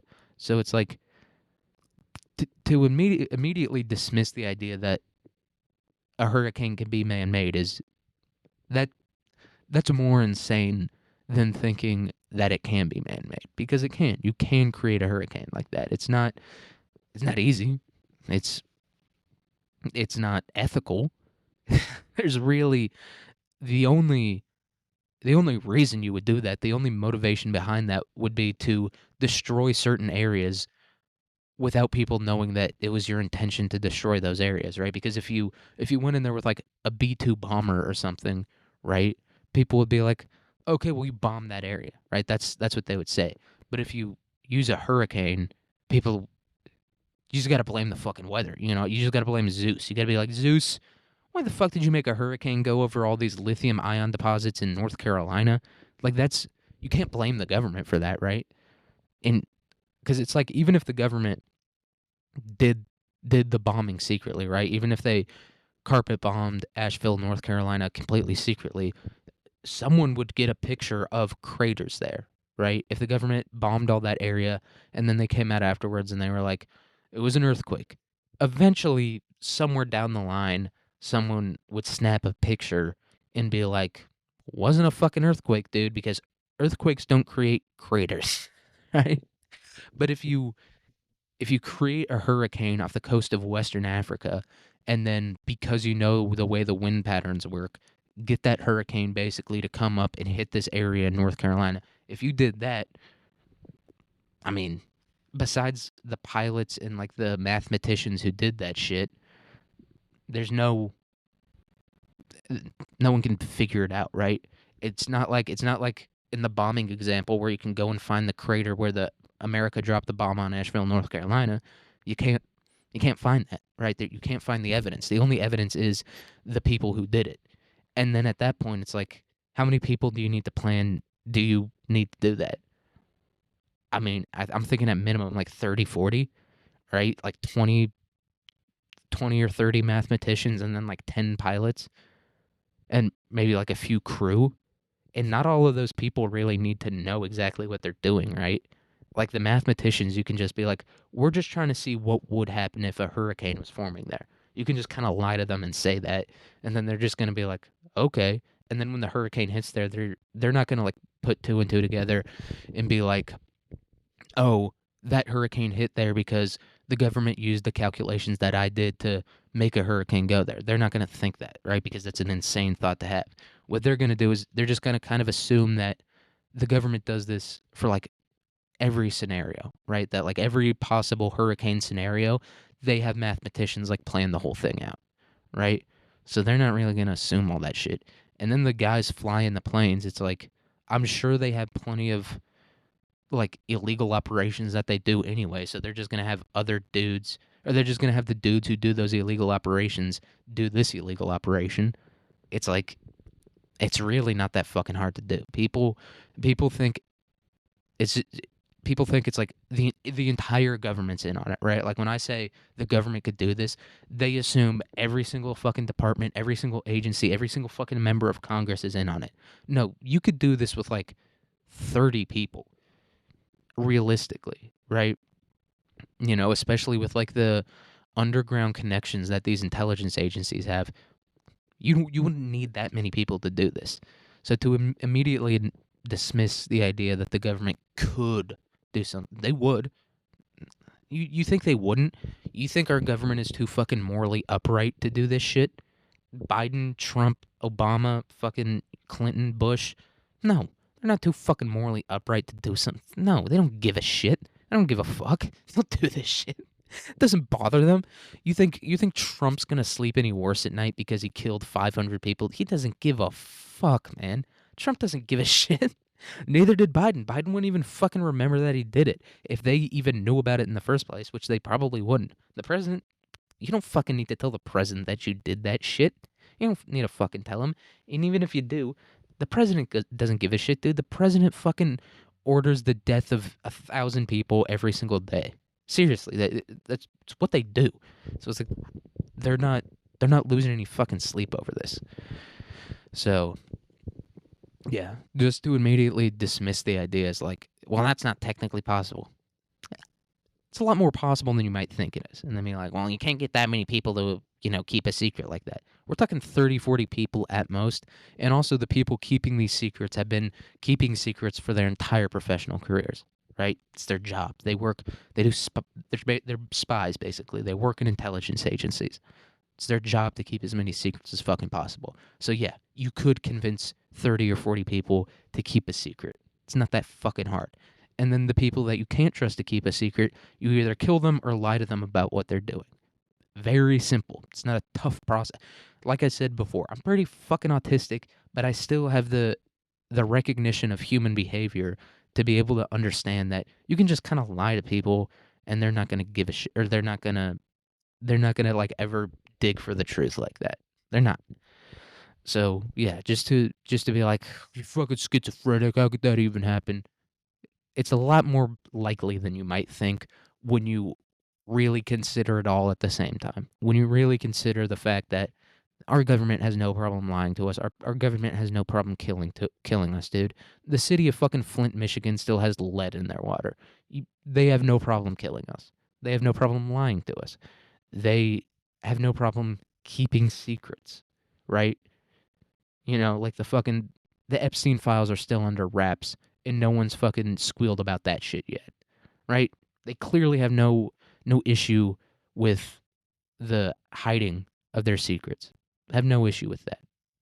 So, yeah, when people just dismiss these ideas, it's like, it's fucking possible, man. You're acting like it's insane, but in reality, if you really analyze it, if you just look at it on the surface level, like the government's making hurricanes to kill people in North Carolina to get lithium ion, that kind of sounds a little bit crazy. But when you really analyze it and you really break it down piece by piece, it makes it seems a whole lot more feasible. Not saying it makes more sense or anything, but it is infinitely more feasible if you truly look at each individual piece as opposed to looking at the whole picture, right? And those pieces can very easily fit together. So, yeah, about shit. My bad for fucking thinking this shit wouldn't turn into anything, man. That's my problem. That's my, yeah, yeah. It's a good thing that no one listens to this. That's the one upside about having no listeners, is that no one took my advice when it came to that. No one no one listened to me say that and was like, "Fuck it, I'm not leaving the house." He said the hurricane's not happening. So, got to look at hey, there's a fucking silver lining on every cloud, man. Every hurricane cloud that decimates a city in North Carolina has has a silver lining to it. So yeah. Hey, my bad. But I can sleep at night because didn't get anyone killed. Because I know no one, I don't think anyone listening to this is from North Carolina. Would be a crazy poll. That would be insane if like one of the 3 people who even know about this podcast in the first place are from North Carolina. That would be kind of crazy. And now we have our next article, and this is a local article. This is one from the homeland, from my home state of Kansas. So 6 in Kansas infected with West Nile virus. So, Topeka. So this is from. I don't know if these people are from Topeka. This is about to be some real local Kansas humor. But Topeka, state health officials say several people have been infected with West Nile virus so far this year in Kansas. The Kansas Department of Health and Environment reports on its website that as of August 15th, it is monitoring 6 cases of West Nile virus in the Sunflower State. The KDHE reports that 3 cases are in the north central Kansas region, with 3 more in the south central part of it. So the central part, okay? You don't have to say the north central and the south central, because if you put north and south together, that's the whole thing. There's no there's no more directions in there, right? It's north central and it's south central. I guess there's like central central, but it's like, I imagine it's split between north and south. So yeah, you can just say the central part of the state. If I had to guess, hey, here comes the fucking local Kansas humor. If I had to guess, those 3 cases in the south central area, that's some Wichita shit, dude. Wichita is like, if Kansas City, Missouri is New York City, then Wichita is like Syracuse or Albany. Like that's what Wichita is, if you want to imagine it like that, right? Like if the Kansas City metro area is like the Los Angeles area, then Wichita is like Oakland, right? Or Sacramento. Yeah, I think Sacramento is, because Oakland at least has like, there's something iconic about Oakland. There's nothing iconic about Sacramento, and that's coming from a fucking Kings fan. All right, I'm a big fan of the Kings. So Sacramento sucks, and Wichita sucks as well. And it is just the only flex that Wichita has is like this Boeing factory that's like the size of the planet, I guess. There's this Boeing factory. I don't know if it still exists in Wichita, but it used to be there, and it was like the biggest Boeing factory in the world, and it was so big that they had to put in a special ventilation system to prevent like clouds from forming inside. Like it had it had its own like climate in there. This thing was like one of like those Mars domes, right? That like people are like, when we go to Mars, we're gonna live in these domes. That's basically what this Boeing factory was. It had its own like weather. There was like two different. You looked at the weather app and it was like Wichita, and then it was like Boeing factory. It was like it's it's insanely huge. And then Wichita does have this one other sick thing. It has this like zoo called the Tanganyika Wildlife Park. It's like a private zoo, and they have this island with lemurs on it that you can go and you can like feed the lemurs and shit like that. It's not a very good zoo. There's not a whole lot going on there, but the island with the lemurs on it is pretty fucking sick, dude. But and also to be fair, I have a high bar for zoos, man. Like I'm from Kansas City. Go to the Kansas City Zoo, dude. That thing's the Boeing factory of zoos. That thing is huge. Like you can I've been to that thing. I love zoos. I was an animal kid. I loved animals. Even now, I like going to the zoo. People go to the zoo and they're like, "Oh, can you believe the animals are in the cages?" And it's like, yeah, an animal is not a human, man. Like, yeah, I'm sure like sometimes it kind of gets pretty shitty for them depending on the zoo. But like, as long as you have that thing fed and you give it like a fucking Rubik's Cube to solve, it's happy as a clam. Animals are like autistic people, right? You give them their fucking buttered noodles and their little Rubik's Cube that they can flip around and go and solve the Rubik's Cube, they're gonna be happy, okay? So calm down with the animals. But I do have a fairly high bar for zoos, right? And the other zoo that I've been to a few times is the Omaha Zoo, which is like people call it the number one. I prefer the Kansas City Zoo to the Omaha Zoo. I don't know if I. It's a tough call, but the Kansas City Zoo is just huge. So it's like you can just fucking walk around there, and I like walking. It's as much of a lazy piece of shit as I am. I do like walking. Just walking around, it's very fun to me. I enjoy doing it, especially. And like this zoo's so big, you can go to certain parts of it and just like not see anyone. Like the gorillas, I've only seen the gorillas at that zoo like twice because it's so far from the entrance. So, yeah, you can just kind of walk around and like not see anyone for like 3 days. It's like the Appalachian Trail. It's like Yellowstone, dude. If you like take one step off the trail there, you're fucking in the middle of nowhere. It's huge. So I do have a very high bar for zoos. But so the Tanganyika Wildlife Park doesn't appeal to me that much. And they also don't have any like sick ass animals. Like I'm a chimps, gorillas, uh elephants. I do think they have a lot of those things, but it's just not as big, dude. I like a nice big zoo, dude. Hey, I like my zoos like I like my black woman. Fucking huge. Right? The biggest possible. So, yeah, but it doesn't say exactly where it's from, which where the West Nile virus. Sorry, we're going back to the article real quick. It doesn't say exactly where the West Nile virus cases are, which is kind of insane. I'd be like, dude, you need to tell me where the shit is at so that I don't get a fucking disease from a third world country, right? Like that's when you travel to like Egypt or the Amazon rainforest or some shit and you get 90 fucking vaccinations. I'm assuming West Nile virus is like one of those because this is like a pretty extreme disease. This is we like wiped it out from America for a reason. So West Nile virus is spread by mosquitoes every year and primarily impacts humans and horses. Crazy. An increase in the mosquito population towards the end of summer and early fall usually brings with it a rise in West Nile virus cases. The KDHE reports that 5 of the cases it is monitoring are classified as neuroinvasive, while the other one is non-neuroinvasive. KDHE spokesperson Jill Brona said non-neuroinvasive cases are less severe, with infected subjects experiencing flu-like symptoms, while neuroinvasive cases are much more severe. What the fuck? Neuroinvasive cases are those in which there is clinical evidence of involvement of the central nervous system in the disease process. That includes the brain, by the way. So Brona said, these cases are generally more severe and include symptoms such as high fever, inflammation of the brain and or tissue surrounding the brain. Yeah, doesn't central nervous system just mean the brain? It's like the brain and the brain stem. I don't think they're talking about like the spinal cord.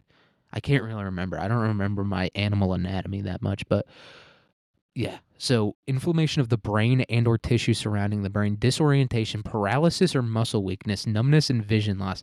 These cases generally have a longer recovery time and require more extensive medical intervention. Dude, that's the shit you hear at like the end of an antidepressant like drug commercial. Right? You could get this bitch from a mosquito. God damn, do I hate mosquitoes are the most pointless animals on earth.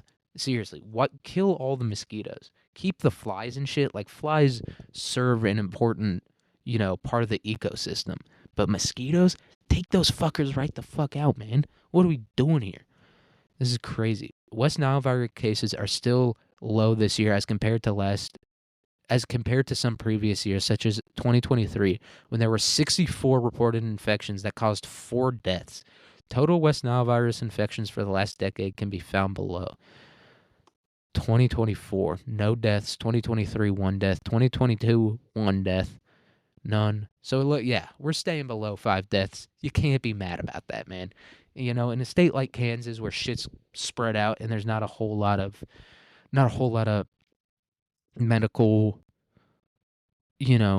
infrastructure. There's a fair amount. There's a fair amount of medical infrastructure in this state, at least where I live. In other places, not so much. But yeah, hey, under 5, that's decent. That's decent. I'm pretty sure some people in like California just got the plague. All we got is West Nile virus. I'm fine with that, dude. I'm chilling with just the West Nile virus, dude. We don't have the plague out here. All right, there ain't motherfuckers walking around in those eyes wide shut masks, you know, giving you your last rites before your fucking body explodes because you got the plague. So I'm fine with a little bit of West Nile virus here and there. And now we have our celebrity news of the day. So Denise Richards claims ex Aaron Pfeiffer's refused to vacate Calabasas house despite being evicted. Denise Richards filed a request to remove her estranged husband Aaron Pfeiffer's from their Los Angeles rental home. Ooh, Denise Richards is not doing well, dude. You got a rental home, Denise? You are not doing well. After learning after learning that the letter received an eviction notice for unpaid rent, or the latter.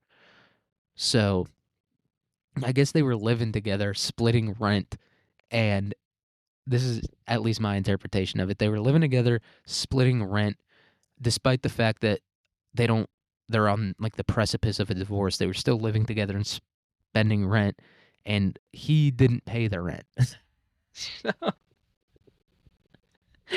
Very funny, dude. This is very funny that this is like celebrity news because you imagine these people. I've never really heard of either of them before.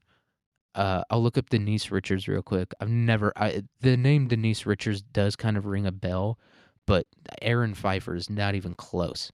Denise Richards, what has she done?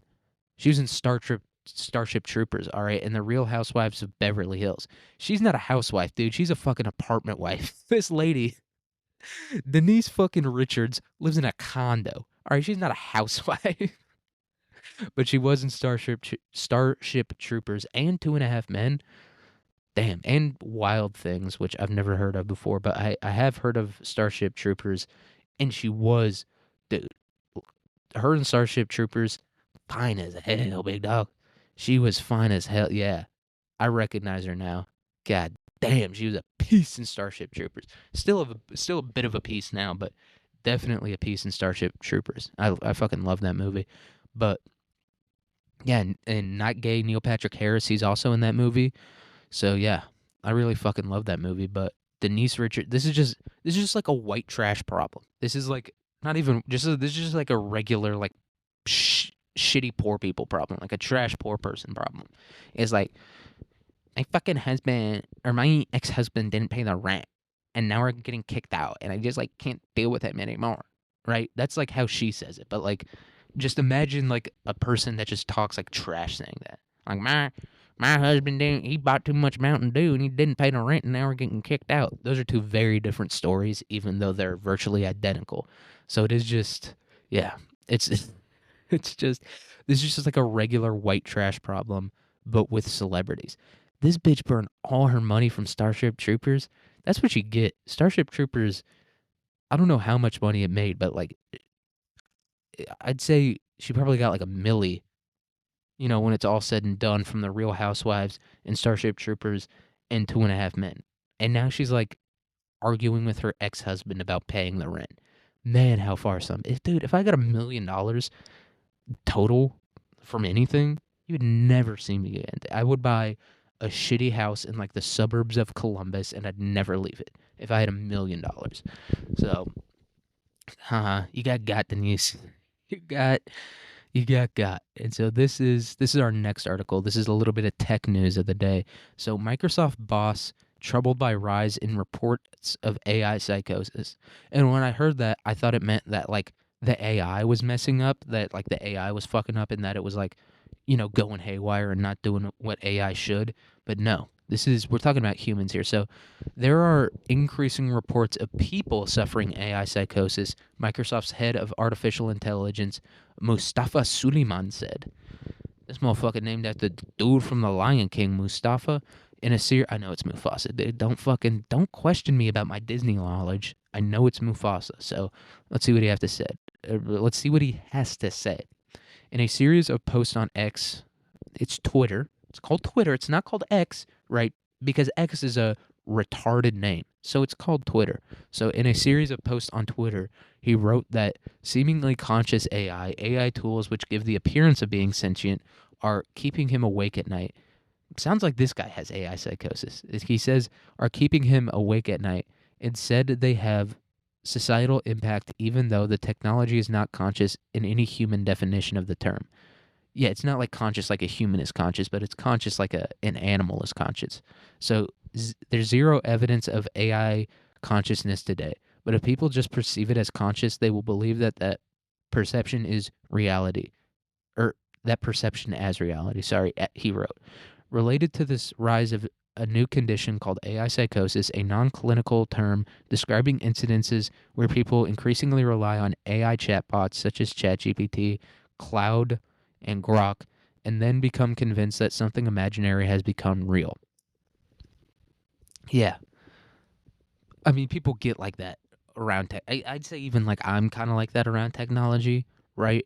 A little bit where I'm like, it's like that thing of where like you think about something and then it pulls up like on your YouTube recommended and you're like, that thing read my thoughts. When in reality, it's like, no, YouTube is like controlling your thoughts almost, right? Like all the things you watch, they can all the things you consume, right? Like if you read the Bible, you become a Christian, right? Some people don't, but the vast majority of people, when you read the Bible, you become a Christian, right? Or you believe in something greater out there, right? And then when you watch, a ton of YouTube videos every day, your mind becomes programmed in a certain way, right? Like how the Bible makes you believe in God, watching certain YouTube videos all day, not always, but they tend to make you believe in certain things or think certain things. And so therefore the YouTube algorithm isn't reading your mind or whatever. It just knows how your mind works, if that makes sense, right? It's not reading your thoughts. It can't there's not some, EMF radiation thing getting in your brain and being like, this guy wants to watch a Minecraft YouTube video. It's not saying that. It just knows this guy likes Minecraft, thinks about Minecraft a whole lot, so we're going to recommend Minecraft to him, if that makes sense. So, yeah, I understand it a little bit. And people are very dependent on AI, including me. Not really. I use it for like math and stuff like that because I'm not doing math, dude. That's I've always cheated on math homework. I've never done. I could just cheat on math homework, study for like an hour, and then just get an A on the test. I don't know. It's just like as long as I go to class and I write down my notes, I don't need to do the homework. I really don't even need to study, right? Because that's what class is for. Class is for learning. So I don't really need to learn outside of the class. But I do use it to do my math homework for me because I'm not gonna do my own math. No, no, it's dumb. It doesn't really make any sense for me to do my own math homework. So let's read what else he had to say. Examples include believing to have unlocked a secret aspect of the tool, or forming a romantic relationship with it, or coming to the conclusion that they have godlike superpowers. Who has godlike superpowers? That's not that you, the person, have godlike superpowers, that like your godlike superpowers made the AI conscious, or that the AI has godlike superpowers. I don't really understand what that means. Yeah. But the whole believing you have unlocked the secret aspect of the tool, yeah, I can kinda understand that one. Forming a romantic relationship with it, this is guys, this kinda needs to be a wake-up call almost, right? This kinda needs to be we need to do something about this at this point, dude. We look, I don't know what this you guys have heard my solution. You guys have heard my solution to this loneliness epidemic. But yeah, people people falling in love with the I kind of get it, right? It has a personality programmed into it. People will be like, "No, it doesn't. Doesn't have a person." No. Yes, it does, dude. It responds to things in a very certain way, right? In a very like human way where it's like, all right, here's the answer to the question you asked, right? Like when I input a math problem to ChatGPT, it doesn't just say, "Brr, here's the answer to the problem." It goes, and now we're going to go step by step through the math problem, and we're going to do this and that and this and that. It doesn't have like a real personality, but it has the appearance of a personality, right? It's almost like a thing of if it walks like a duck and quacks like a duck, it's a duck, right? This thing kind of quacks like a human, right? It kind of like speaks like a human, but it doesn't walk like a human. And so, like, I get some people thinking that consciousness is what makes a human a human. No, it's like it's the whole shebang, right? That makes a human a human. So I understand it, right? I understand. There's always like this human desire to like anthropomorphize everything, right? To like make it, you want it to be human, right? That's how you that's how you relate to things is by kind of interpreting its actions as a human action, right? It's how you try to like understand it, like kind of peek behind the curtain and see what's going on. That's how you try to understand it. You just think of it almost as a human. And I mean I do that with things sometimes. Like I'll do that with my dog. Dog's not a fucking human. It's a dog. I love him. I think he loves me. I'm not too certain. I know he likes me. I know he knows my presence is enjoyable. So we'll call that love. I don't really know if it's love. I think so. I don't know. But yeah, it's like I talk to my dog. My dog doesn't he kind of gets like the general feeling of what's happening when I talk to him. I don't like have a conversation with him, but I'll be like, "You're a good boy. You're so dumb." Like I'll say that to my dog, but like means nothing to him, dude. He's just like, "Oh, this other thing is giving me attention." He doesn't understand it, right? And so, but like some people get so mad about that. Some people get so mad about like people anthropomorphizing AI. And it's like, yeah, they're wrong. They're wrong. It's not a human. It doesn't have original ideas. It doesn't. But also, the argument could be made that no one really has original ideas, right? Every idea you have is kind of a mosaic or like a conglomerate of every other thing you've ever heard in your life. But it is different, right? It's chopping things up and spitting out a new idea as opposed to like mixing things together, right? That's like the difference between an AI idea, quote unquote, and like a real human idea. So yeah, I mean, I understand it. And falling in love with it, man, that's just being fucking lonely, dude. People fall in love with plants and shit like that, dude. See, like hippies.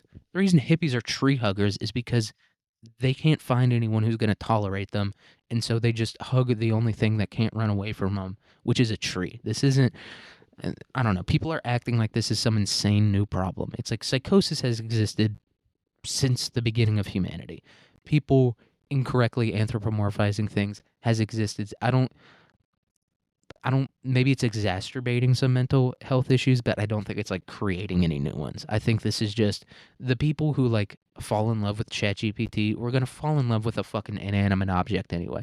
The people who, think that they're God because they know how to use ChatGPT super well, they thought they were gonna be God anyway, right? These it's not creating anything new. It's just like the application. It's just like their mental illness is globbing on to ChatGPT as opposed to globbing on to like some sort of other thing, right? Like back in the day, a mentally ill person would like read the newspaper and they'd be like, I unlocked something about the newspaper. The newspaper is telling me that the aliens are coming and that God's gonna come and rescue me or whatever, right? Like that. That's just what would happen back in the day. But now we don't have newspapers anymore. We have ChatGPT, and so these people, their mental illness is like It's attaching to ChatGPT as opposed to other things that it would have attached to in other environments. So, yeah, I think this is just, and this is from the BBC, so they're big time fear mongers. But yeah, it never pushed back. So let's read a little bit more about this. So Hugh from Scotland says he became convinced that he was about to become a multimillionaire after turning to ChatGPT to help him prepare for what he felt was wrongful dismissal by a former employer. The chatbot began advising him to get character references and take other practical actions. But as time went on, Hugh, who did not want to share his surname, gave the AI more information. It began to tell him that he could get a big payout and eventually said his experience was so dramatic that a book and movie about it would make him more than 5 million British pounds. It was essentially validating whatever he was telling it, which is what chatbots are programmed to do. Yeah. Yeah. And this guy Hugh, man, you're not a bad looking dude. Hugh's a pretty decent dude. He's got kind of a, 2010s, kind of gay middle school kid haircut. But he's a decent looking dude. Hugh's just like a classic millennial looking type of guy. So, yeah, it kind of sucks, but it's like, yeah, it's just what it's going to do. And people will do the same thing, right? If you felt like you were wrongfully terminated and then you go to like a wrongful termination lawyer, right? Like one of those guys who just is like an ambulance chaser or whatever. If you go to that guy with that issue, he's kind of going to have the same response as ChatGPT. So it's just like it's the same response, but it's easier to access, right? Like that's the difference between then and now. Like back in 2010 or whatever, this guy, he would probably feel the same way. He would probably feel the same way that he was wrongfully terminated, and he would go to a wrongful termination lawyer, and it would tell him all the same things that ChatGPT told him, right? But now it's easier for him to do that. I think that's like the main difference, and that is an important distinction to make. I'm not saying that it's not a distinction at all. I'm just saying this isn't a new issue. It's just like more accessible, right? It's like the gambling issue in the United States, or like the porn issues, or like the girls doing porn issues. They're not new issues, right? It's been happening forever. People have been addicted to gambling forever. People have been addicted to porn forever. Women have been, getting tricked into being whores forever. It's happened across the history of the world in all sorts of different cultures. But the issue is the accessibility to it. It's just way more accessible. It's way easier to be a gambling addict now, right? Like back in the day, dude, if you wanted to be a gambling addict, you had to go to like a check cashing place, get your check and cash, go drive to the casino, and depending on where you lived, that was probably a decent little trip away. Go into the casino, get your chips, and hit the tables, right? Or hit the slot machines or whatever you were doing. That used to be what you had to do for gambling. Now it's like I just type in my credit card numbers and all of a sudden I can play slot machines, right? Or I can play online poker, or I can play online blackjack. And it's like it's yeah, and that's what makes it worse. It's not the act. The act of gambling hasn't become any more or less moral, right? That's it hasn't become, you know, more of a problem in America because people are more accepting of it. No, I don't know. I think the same way about gambling that I always have. It's like, yeah, I'm sure it's fun for some people, but it's kind of stupid, right? Gambling is stupid. It's a very dumb thing to do. And I feel like a lot of people are the same way, where they're just like, yeah, it's kind of dumb. The thing that's changed is the accessibility to it, right? Same with like porn and being a whore.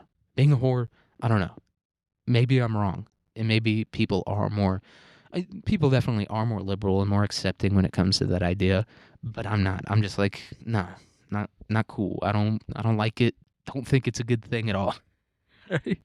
Counter to everything that I've said, I don't like it. I don't no, not a big fan of it. But the issue is not that people have become more accepting. It's that it's just become more acceptable, and it's kind of a chicken and the egg situation, right? It's like as like did we become a liberal society and then people started being whores more, or did people start being whores more and then we were kind of forced to accept it, right? And I think it's pretty obvious about which one's the chicken and which one's the egg. I think the accessibility is the thing that made it more widely accepted, in my personal opinion. Um, but yeah, and people are falling in love with the ChatGPT, dude. And here's the thing about that: people can fall in love with far worse things than ChatGPT. You know, there's some people out there that are falling in love with questionably aged people. We'll say that much. We'll say. So it's like, yeah. And I don't think anyone's like mad about it. I don't think anyone's mad at anyone for falling in love with ChatGPT. But I mean, sometimes we just got to accept. We just got to accept that like it's better that this guy falls in love with ChatGPT instead of going like Ted Bundy mode and like start skinning chicks alive or whatever. Right? I would rather have a guy like hitting up ChatGPT in the middle of the night being like, "What are you wearing right now?" as opposed to him like trying to lure girls into the back of his van. Like that's that's preferable to me. And now our final article of the day is Democratic Republic of the Congo rebels killed 140 civilians despite peace processes, rights group says. Yeah, this is, and I've always been fascinated by the Democratic Republic of the Congo. I want to do an episode on it sooner rather than later because this, like Africa, I love Africa, man. Just everything about it. The movie Blood Diamond and like learning about Rhodesia and stuff. That's like kind of the main thing that got me into it. But it's the Wild West out there, dude. It is very fascinating. It's like the last safe haven for mercenaries in the world. Like if you want to be a mercenary, you go to Africa. Even if you have no fighting experience, you could probably become a mercenary. You won't be in like a high level group, right? You won't be in, Blackwater or whatever the biggest PMC is, private military contractor is there. But I mean, if you want to do that, go to Africa. If you want to, go into like a remote patch of land somewhere and like stake your claim, you could do that in the Democratic Republic of the Congo.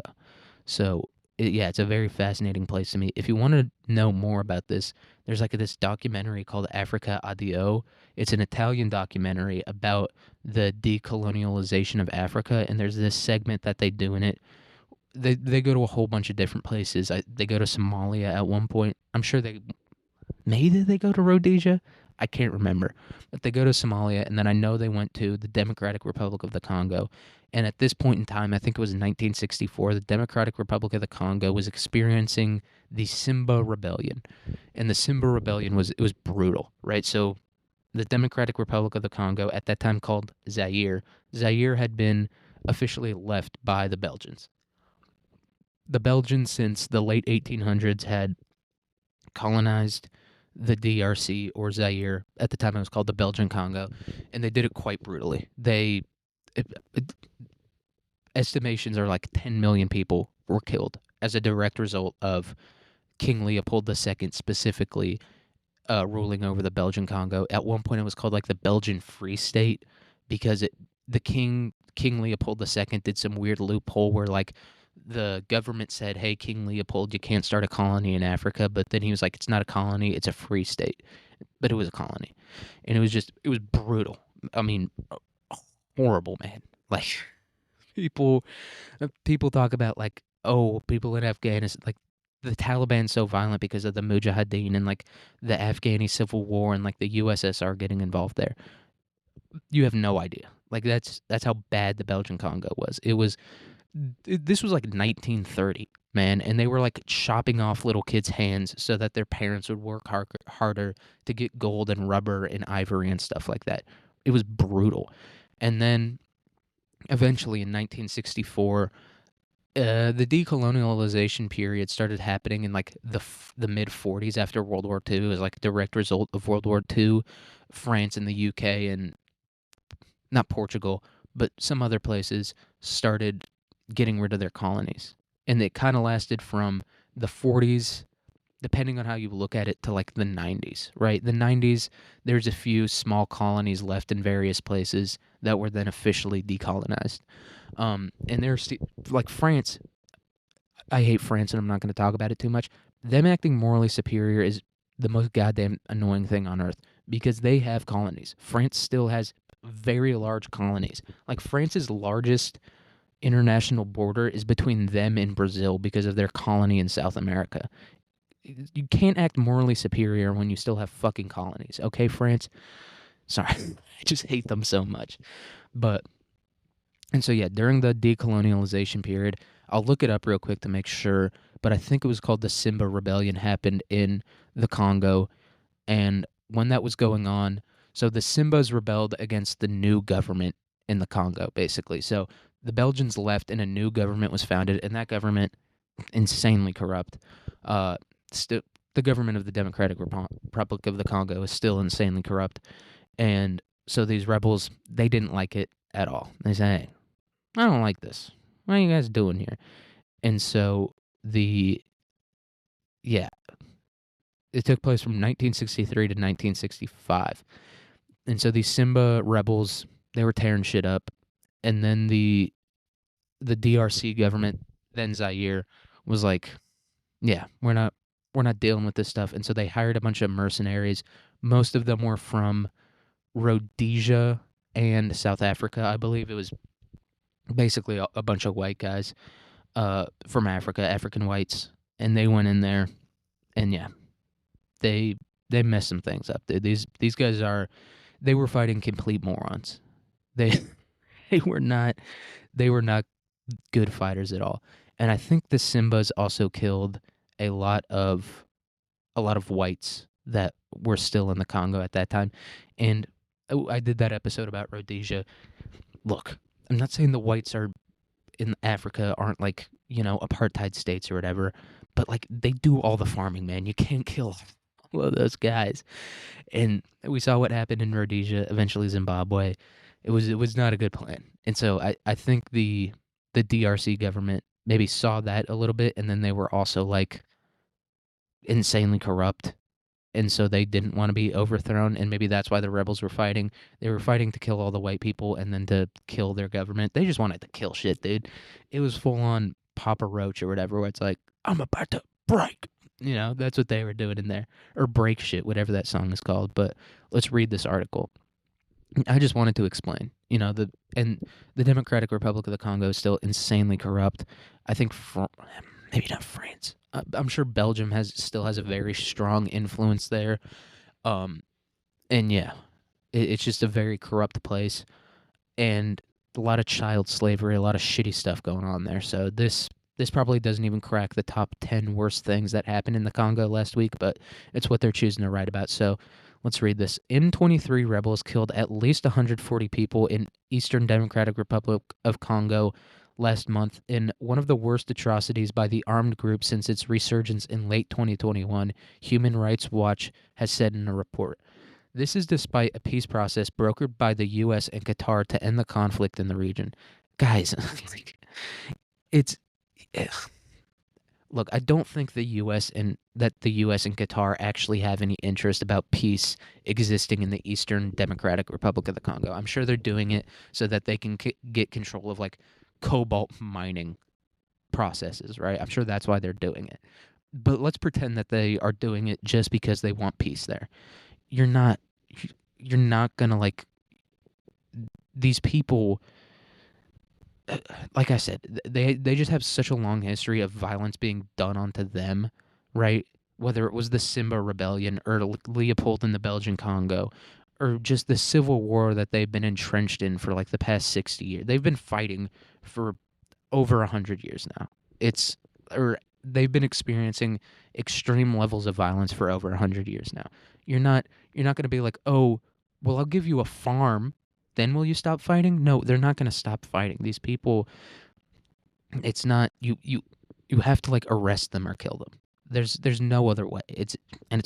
Sucks to say that. It sucks to say that these people grew up in such a shitty environment that their brains aren't able to comprehend a life outside of violence. Like violence is a way of life for them. I don't think people fully appreciate what that means. They had to be violent in their lives. There was no other option. It wasn't like, oh, well, I can just sit and meditate and be like a peaceful Buddha or whatever. They didn't have that. That wasn't an option for them. That wasn't an option for them for their entire lives, right? It's not like they turned 20 or whatever and then they had to become violent. No, their entire lives, violence was the only option for them. And so for you to fucking come in there and just be like, guys, how about we stop fighting? It's like they don't understand anything outside of that, right? It's the same reason why people in this country won't really fight, right? For anything. Like, we'll protest. We'll go do a gay little protest, but we're not going to actually fight for anything because peace and just submission and just living this boring, and it's what it is. It's boring. Living like this just boring life of like quiet complacency. That's our way of life. Their way of life is violence. It's all these rebels understand. They don't, these aren't just like peaceful people that like one day had to take up arms. No, from the time they were born until now, they have been entrenched in insane violence. Just yeah, just watch the movie Beasts of No Nation. Just go and watch that movie and you'll be like, nope, ain't gonna happen. these guys these guys are not gonna stop fighting. And it sucks. It's tough. It's tough that the two options are kill them or put them in prison, but it's true. These aren't people that can comprehend anything other than violence. Um, so witnesses told the advocacy group that Rwanda-backed rebels summarily executed local residents, including women and children, largely from the Hutu ethnic group in the Rutshuru area near Virunga National Park. The rebels denied the allegations, accusing the HRW of falsifying its report and being an instrument of propaganda for the government.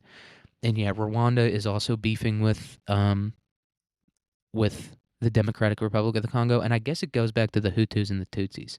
And if you don't know, look up the Rwandan genocide. 1 million people were killed in a month, and it wasn't like the Holocaust where they were putting them in concentration camps or whatever. People were getting their heads fucking chopped off in the streets. And I guess Rwanda's still on that shit.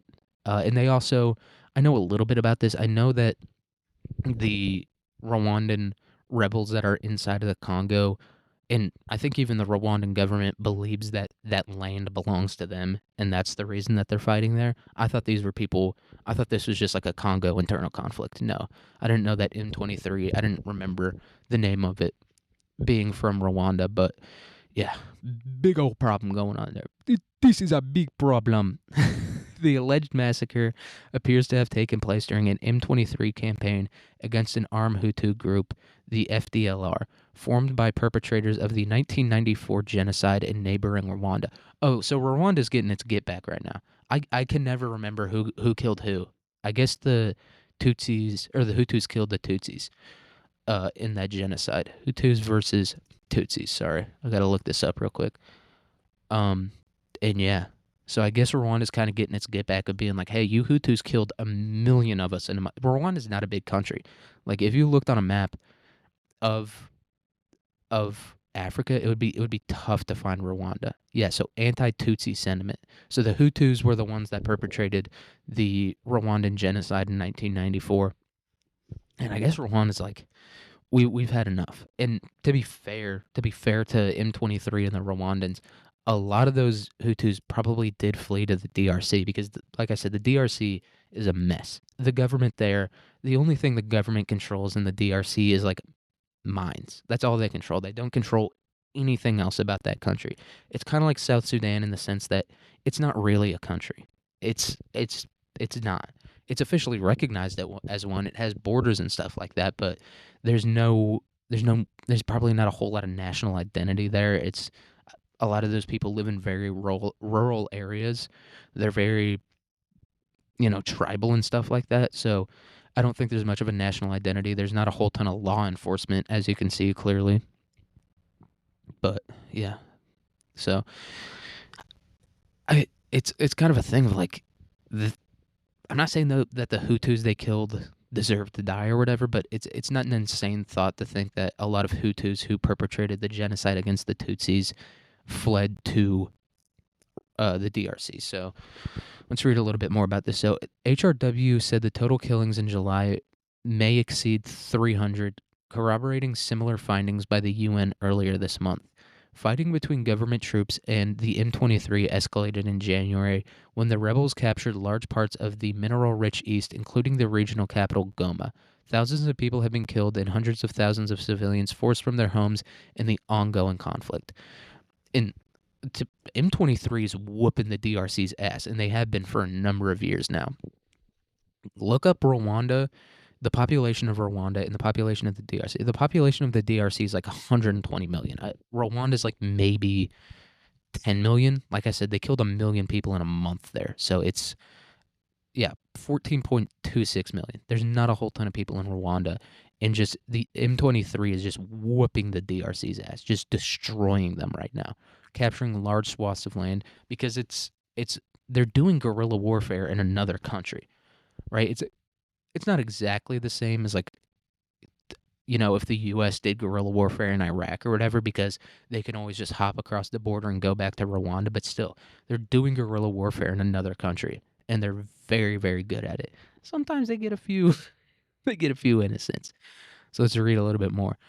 In the report released on Wednesday, HRW said the M23 used machine guns or used machetes and gunfire to attack people in at least 14 villages and farming areas near the Virunga National Park between July 10th and July 30th. The M23 fighters surrounded and blocked off all roads to the area to prevent people from leaving.